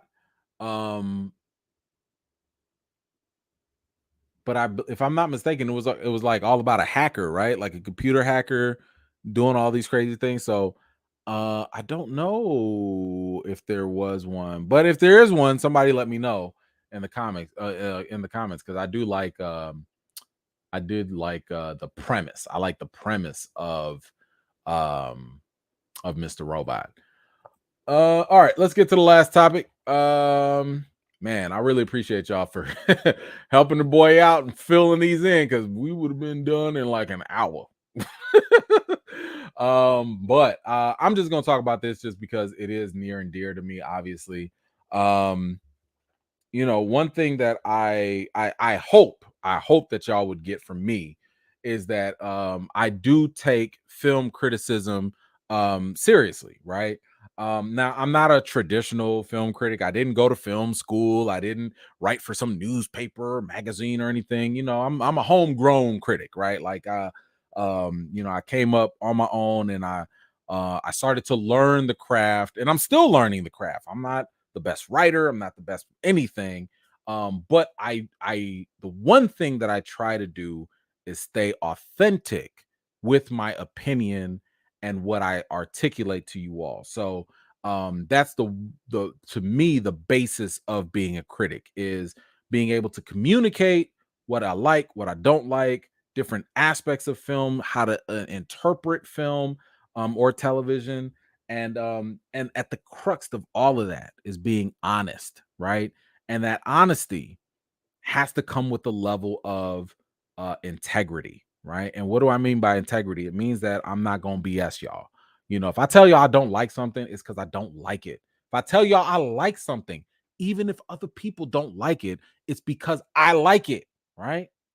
So I say all of that because when I got into this field, I started to realize that there are other people that take this stuff seriously, right? And when in any industry, when any field you're in, you respect other people that respect the work, right?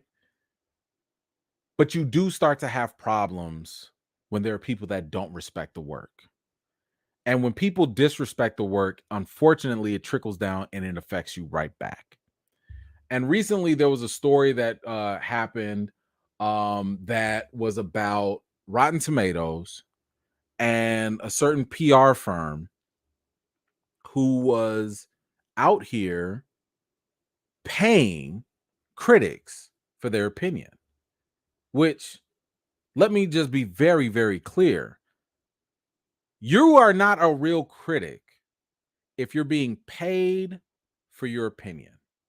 Now, I will give some caveats to that later, but at the end of the day, nobody should be saying, here's some money, go say this. That's not a critic. Okay, now you're just a lackey of some sort. But let me go ahead and read this, and then we'll go into some of that, right? It says here, and this is a long article, so I'll just read some of the snippets. But it basically goes into what happened with Rotten Tomatoes and more. But we'll go through the meatier parts of it. It says here, while most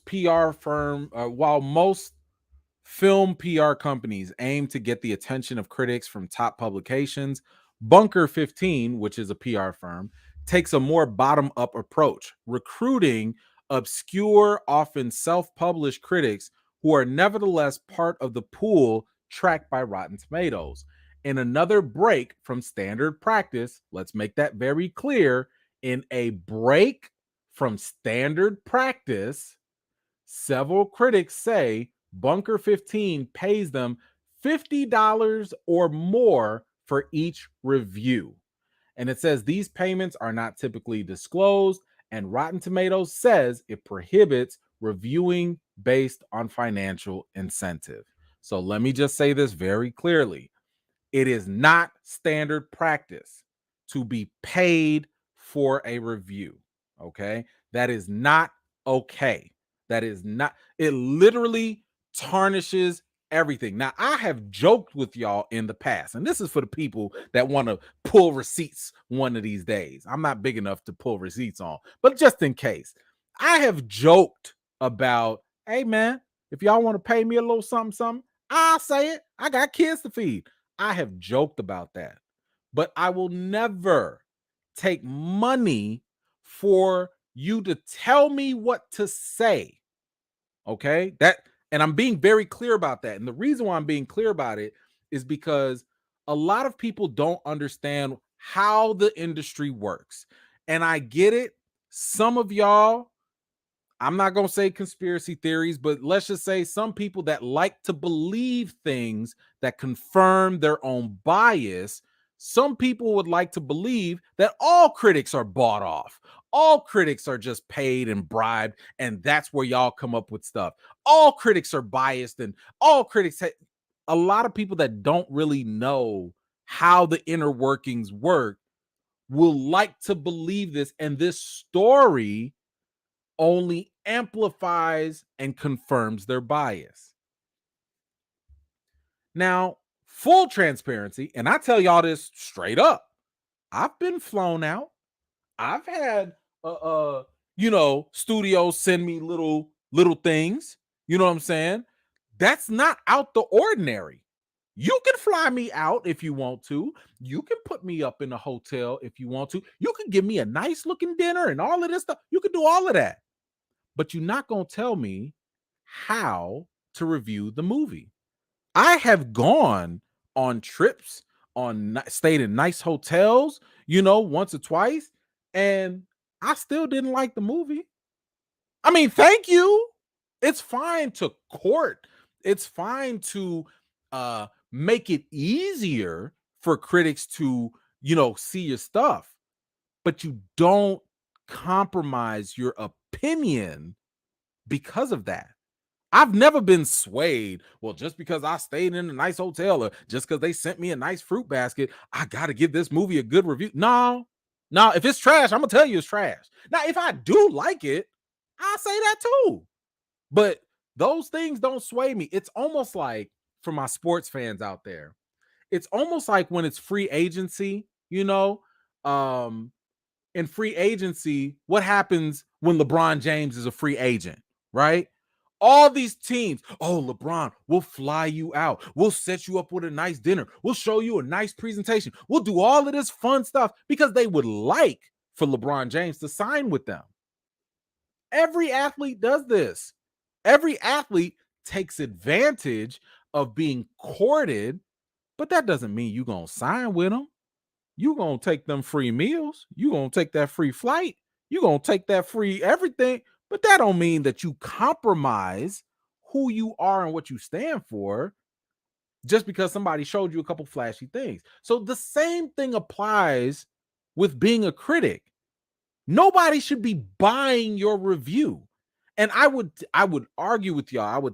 I would urge y'all. Now, I don't tell y'all who to read, what to do, or whatever, but I would urge y'all, if you know of any critic that is being paid to give their review. Now, again, let me make one more distinction. It's different if, let's say, because I know some critics that get this, right? A critic might be approached and a studio might actually pay them and say, like, hey, we're going to give you this money, but we want you to give us your honest opinion.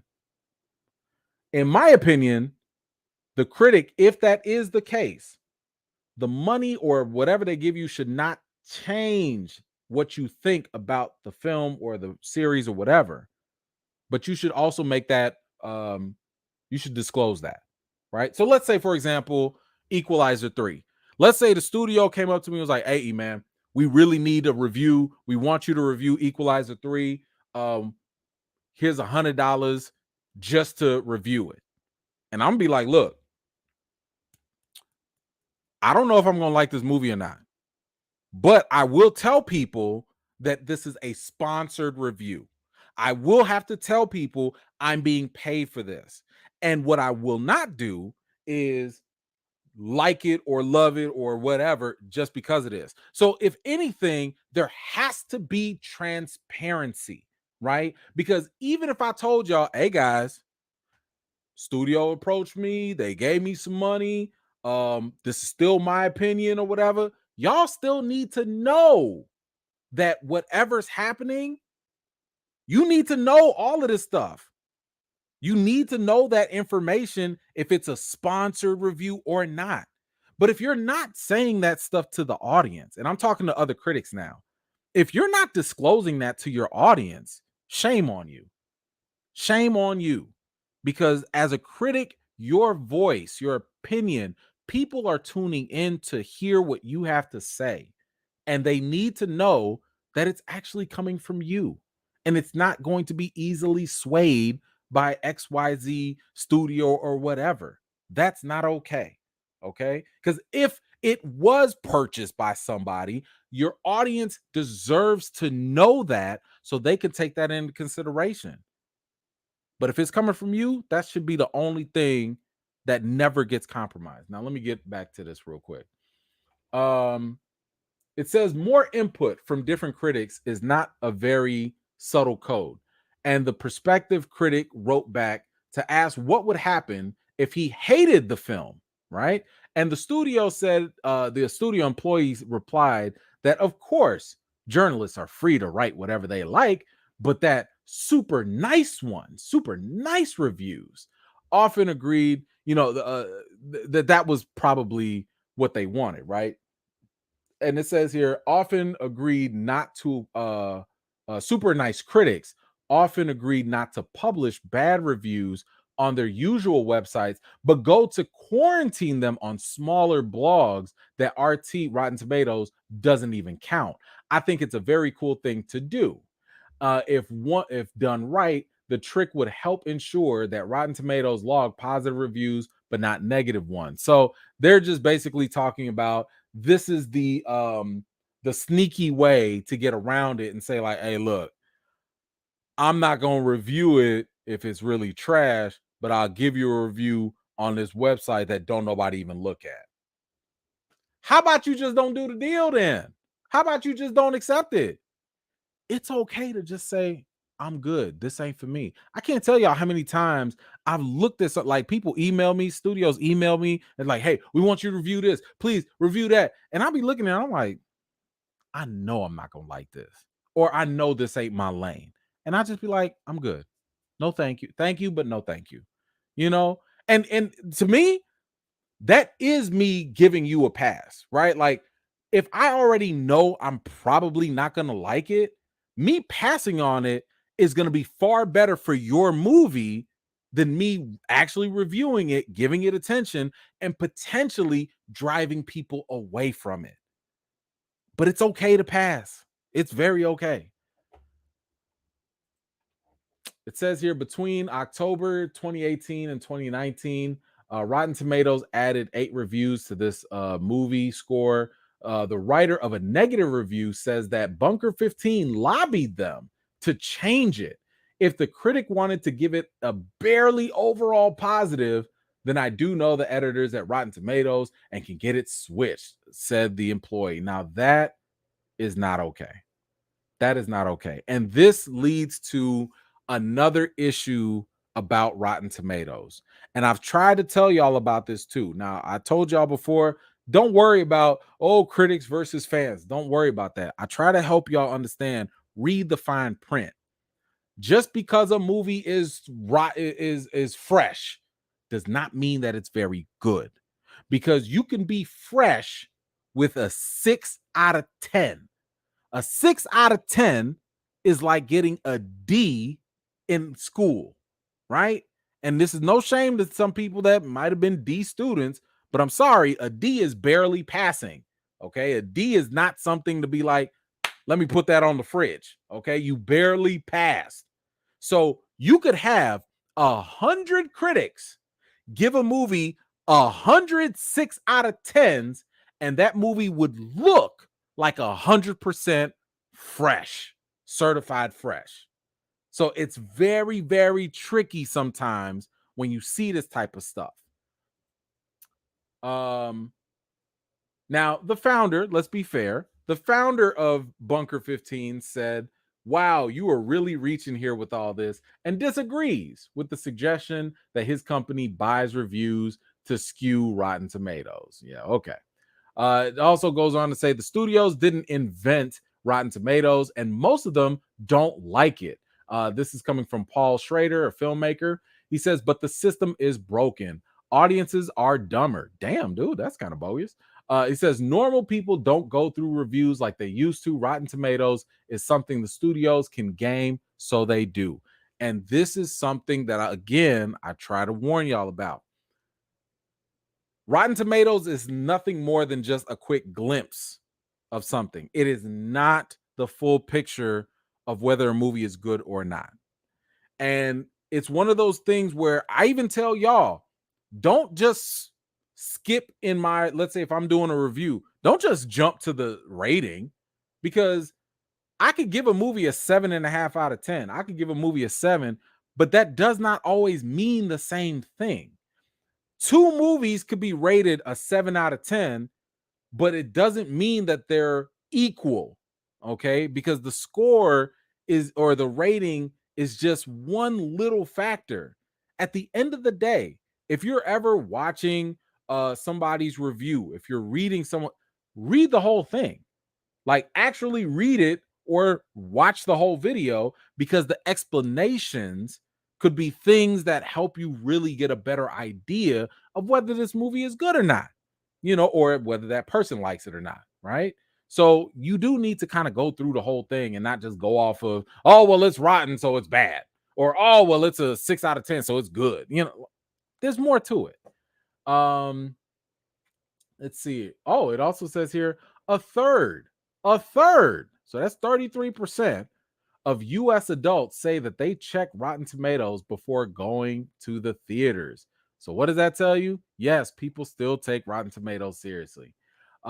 Scores are calculated by classifying each review as either positive or negative and then dividing that number by positives by the total. That's the whole formula. Every review carries the same weight, whether it runs in a major newspaper or a Substack with a dozen subscribers. This is yet again another reason to pay attention to who is reviewing and what the reviews actually say. Because some Joe Schmo that just got a little rinky-dink website who just made it into Rotten Tomatoes could be giving it the same weight that somebody who's been in the game for 20 years, I don't know, writes for Variety or Deadline or something like that. They both on the same level. That's not okay. That like Rotten Tomatoes needs to fix that, but that is what it is. So again, take those reviews with a grain of salt. Um,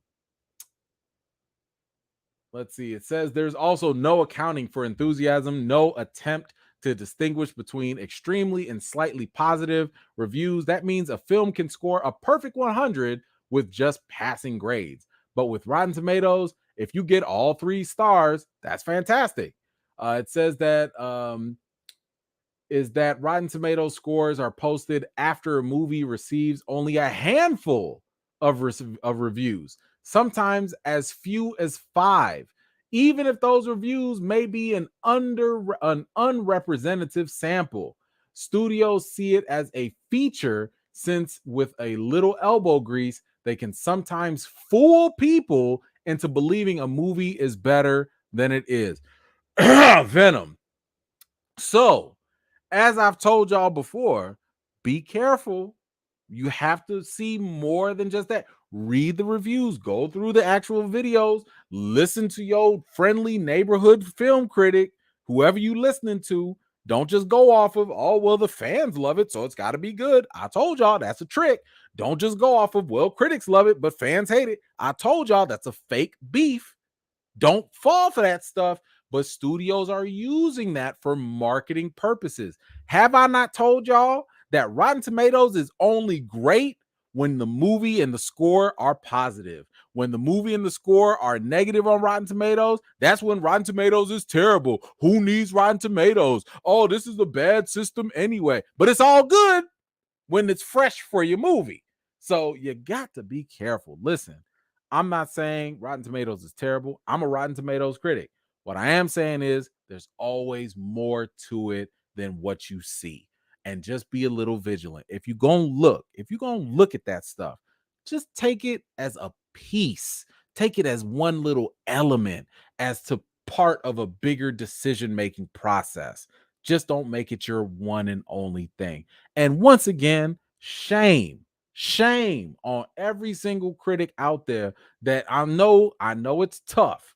Okay. I know this is not a job where you're gonna get paid buku bucks. You gotta work your butt off with little to no pay. I get it. And shame on any studio that is gonna go for the most vulnerable critics that want to make a name for themselves and giving them a couple dollars just to hype up some movie that don't nobody care about. Shame on y'all for that. But shame on y'all critics also. Have some integrity, because when you compromise yourself in that way, it compromises almost everybody else in the field. This is almost like, y'all remember in basketball with the NBA, Tim Donahue. Remember Tim Donahue, the one referee that was literally fixing games? Now I know a lot of us, listen, me included, we be sitting there watching these games and we be like, man, them refs are out there cheating, right? We said that. Tim Donahue pretty much was like, I guess they do be cheating. Now, that doesn't mean that every ref cheated. He cheated and he got caught. Okay. He cheated and he got caught. But it's the same thing. Once you have one group of people that nobody even knows as critics messing it up for everybody else, it's not a good look. So I just wanted to go on record by saying I don't like it. This is not okay. You are not going to see me getting paid for this stuff to compromise. You're not going to pay for my opinion, or I'm sorry, you're not going to pay to tell me what to say. You could pay me for my opinion. You could pay me money to review it, but you're going to get my honest opinion. And that's the way it should be if any type of monetary or gifts are involved. At the end of the day, your opinion, your thoughts should always be untainted, uncompromised. It should come from you, period. So anyway, I had to get that off my chest. That was a professional thing, just because it's a personal pet peeve. Like I the one thing I'd hate, I don't want nobody to ever question, oh, E-Man is just, he got bought by the studio. No, That ain't no. Have y'all not seen? Like, I laugh. When people say, "Oh, you're just a Marvel shill." I was like, "Have you heard of recast T'Challa?" Like, what? Like, what are you talking about? Oh, you hate DC. Did you miss the time when I talked about Blue Beetle was good? Like, did you miss the fact that I like Shazam? Like, what? What are you talking about? I give y'all the good and the bad stuff. Like, nobody's safe. Okay, nobody's safe. If you mess up, I'm gonna let you know. If you do good, I'm gonna let you know. So, y'all can miss me with that. That ain't never gonna be my story. Anyway, y'all let me know, what did you think about this whole story about, reportedly, supposedly a studio buying off critics and stuff, and critics kind of tainting, the Rotten Tomato scores. Whatever you think, let me know in the comments down below. All right. We got Low Key. What you got? Thank you so much. Your reviews are very genuine. Thank you so much. That's why we check you first. You help us a lot in deciding what to go watch. Who wants to waste money? It's funny because that literally was my whole angle when I first came in. Like, when I first started doing it, I was like, look, I'm just trying to help y'all not spend y'all money, because back in the day, it was like, I mean, it's worse now, but I was like, it was tough. Like, you want people to pay $20 for this? For that? No, matter of fact, I'm gonna help y'all out one more. Let me just for that. Thank you, Loki, because you always come out with this good stuff. Hold on. I'm about to give y'all something right now because I care about y'all. I don't want y'all being damaged.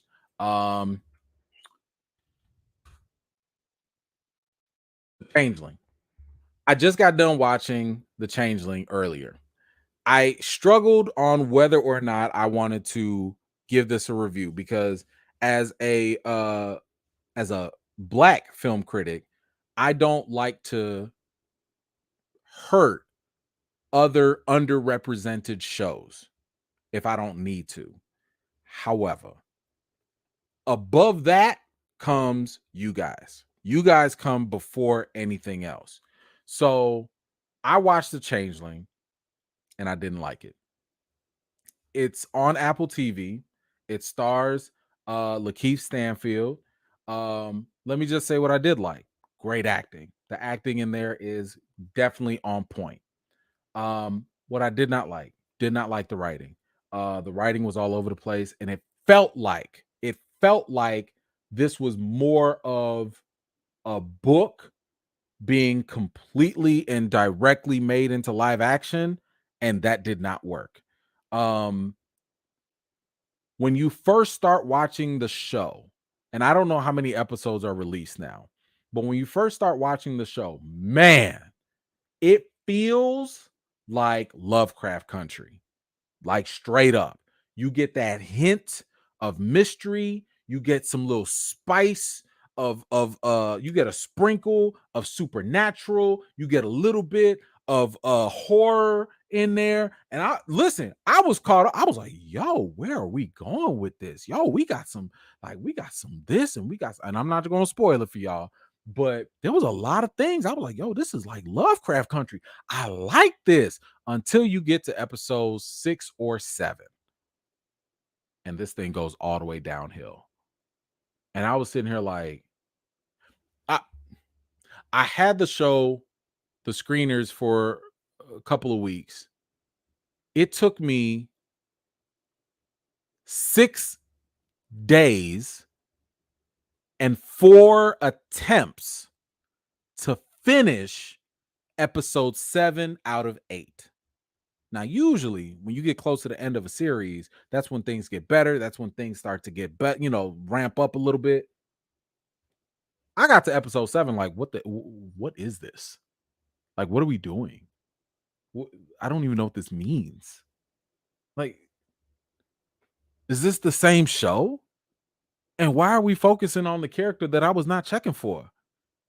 And then I get to episode 8, and episode 8, okay, this is your grand finale. This is it. Hey, they got us with some action. Boom, they moving up the pace. All right, we doing a whole lot of stuff. And it gets to the point where I was like, huh? What? What just happened? Like, I'm asking questions, but not in a good way. Like you watching From, and you asking questions, but you like, ooh, but I want to see where this goes. I'm asking questions like, why did you bring me here? Why? What are we doing? Why is this? What is this? I did not care for it. So for me, I'm not going to recommend the Changeling, mainly because I'm the type of person who likes the destination. It has to matter. The journey is one thing, but if the destination is whack, no, it's a miss for me. So yes, them first 4, 5, 6 episodes, maybe great. But them last 2 episodes, hell no. So no, Changeling, sorry. That's a miss for me. So if y'all watched it, now I'll give one other caveat. I believe it was based off of a book. So maybe people that have read the book might have better insight on this. I don't have that kind of time. I didn't have time to read the book, then to make sense of the show. Listen, if the show don't get me, why are you making it a show? So for me, it was a miss. I did not like it. There are some things in the show that like, and maybe I'm just dumb, maybe I'm slow, but I don't know if this was allegory versus this is really supernatural stuff going on. I don't know. I can't tell the difference, and I didn't have the time. Y'all lost me. You lost me. It was too much going on, too fast, too dumb, too much. Miss. So Changeling is a miss for me. I don't like it. Y'all can enjoy it if you want to, but good luck. So there you go. See, this is what I'm talking about, right? Like, I'm gonna let y'all know. I'm gonna let y'all know. This is my feelings, obviously. Now, y'all could think different, but I would not recommend spending time with this. I wouldn't. Even though them trailers had me hooked. Like, I was like, ooh, Lakeith, ooh, and the trailer looked good. Oh, and it looked like Lovecraft. Hell yeah. Nah. All right, thank you for that. Let's see, Angel, what you got, sir? Heard you give Mackie bad reviews for a bag of Albanese. I would never do that. I would never ever do that. You don't need to pay me for that. If he gives a bad performance, I'll let you know. You ain't got to pay me that. I'm good. Thank you so much, man. I appreciate you. All right, guys, that's it. Look at that. Under 3 hours, the wife just came home, and I want to give her nice hugs. But thank y'all so much. I appreciate y'all. Guys, stay on the lookout. I don't know if I have time on Saturday, but one of these days we are going to catch up with Ahsoka. We are definitely back on track this Wednesday for episode 5. That looks like it's going to be one of the best episodes because the other half of the money team, Dave Filoni, he's going to be directing that episode, and I am super excited. So don't worry. I know we skipped episode 3 and 4. We will go back to that one way or another. So either I'll set up another live, I'll do something, whatever it is, but I got y'all covered. We will go over that. And then episode 5, don't miss it next Tuesday because we got to talk about that. But anyway, I want to thank y'all so much. I do have a couple other videos I got to work on in the meantime. And we will be here next week, next Friday. So guys, you know the routine. Wash your hands, wash your butts. Have a fantastic weekend. Enjoy yourselves. Be safe out there. And I'll see y'all later. Peace.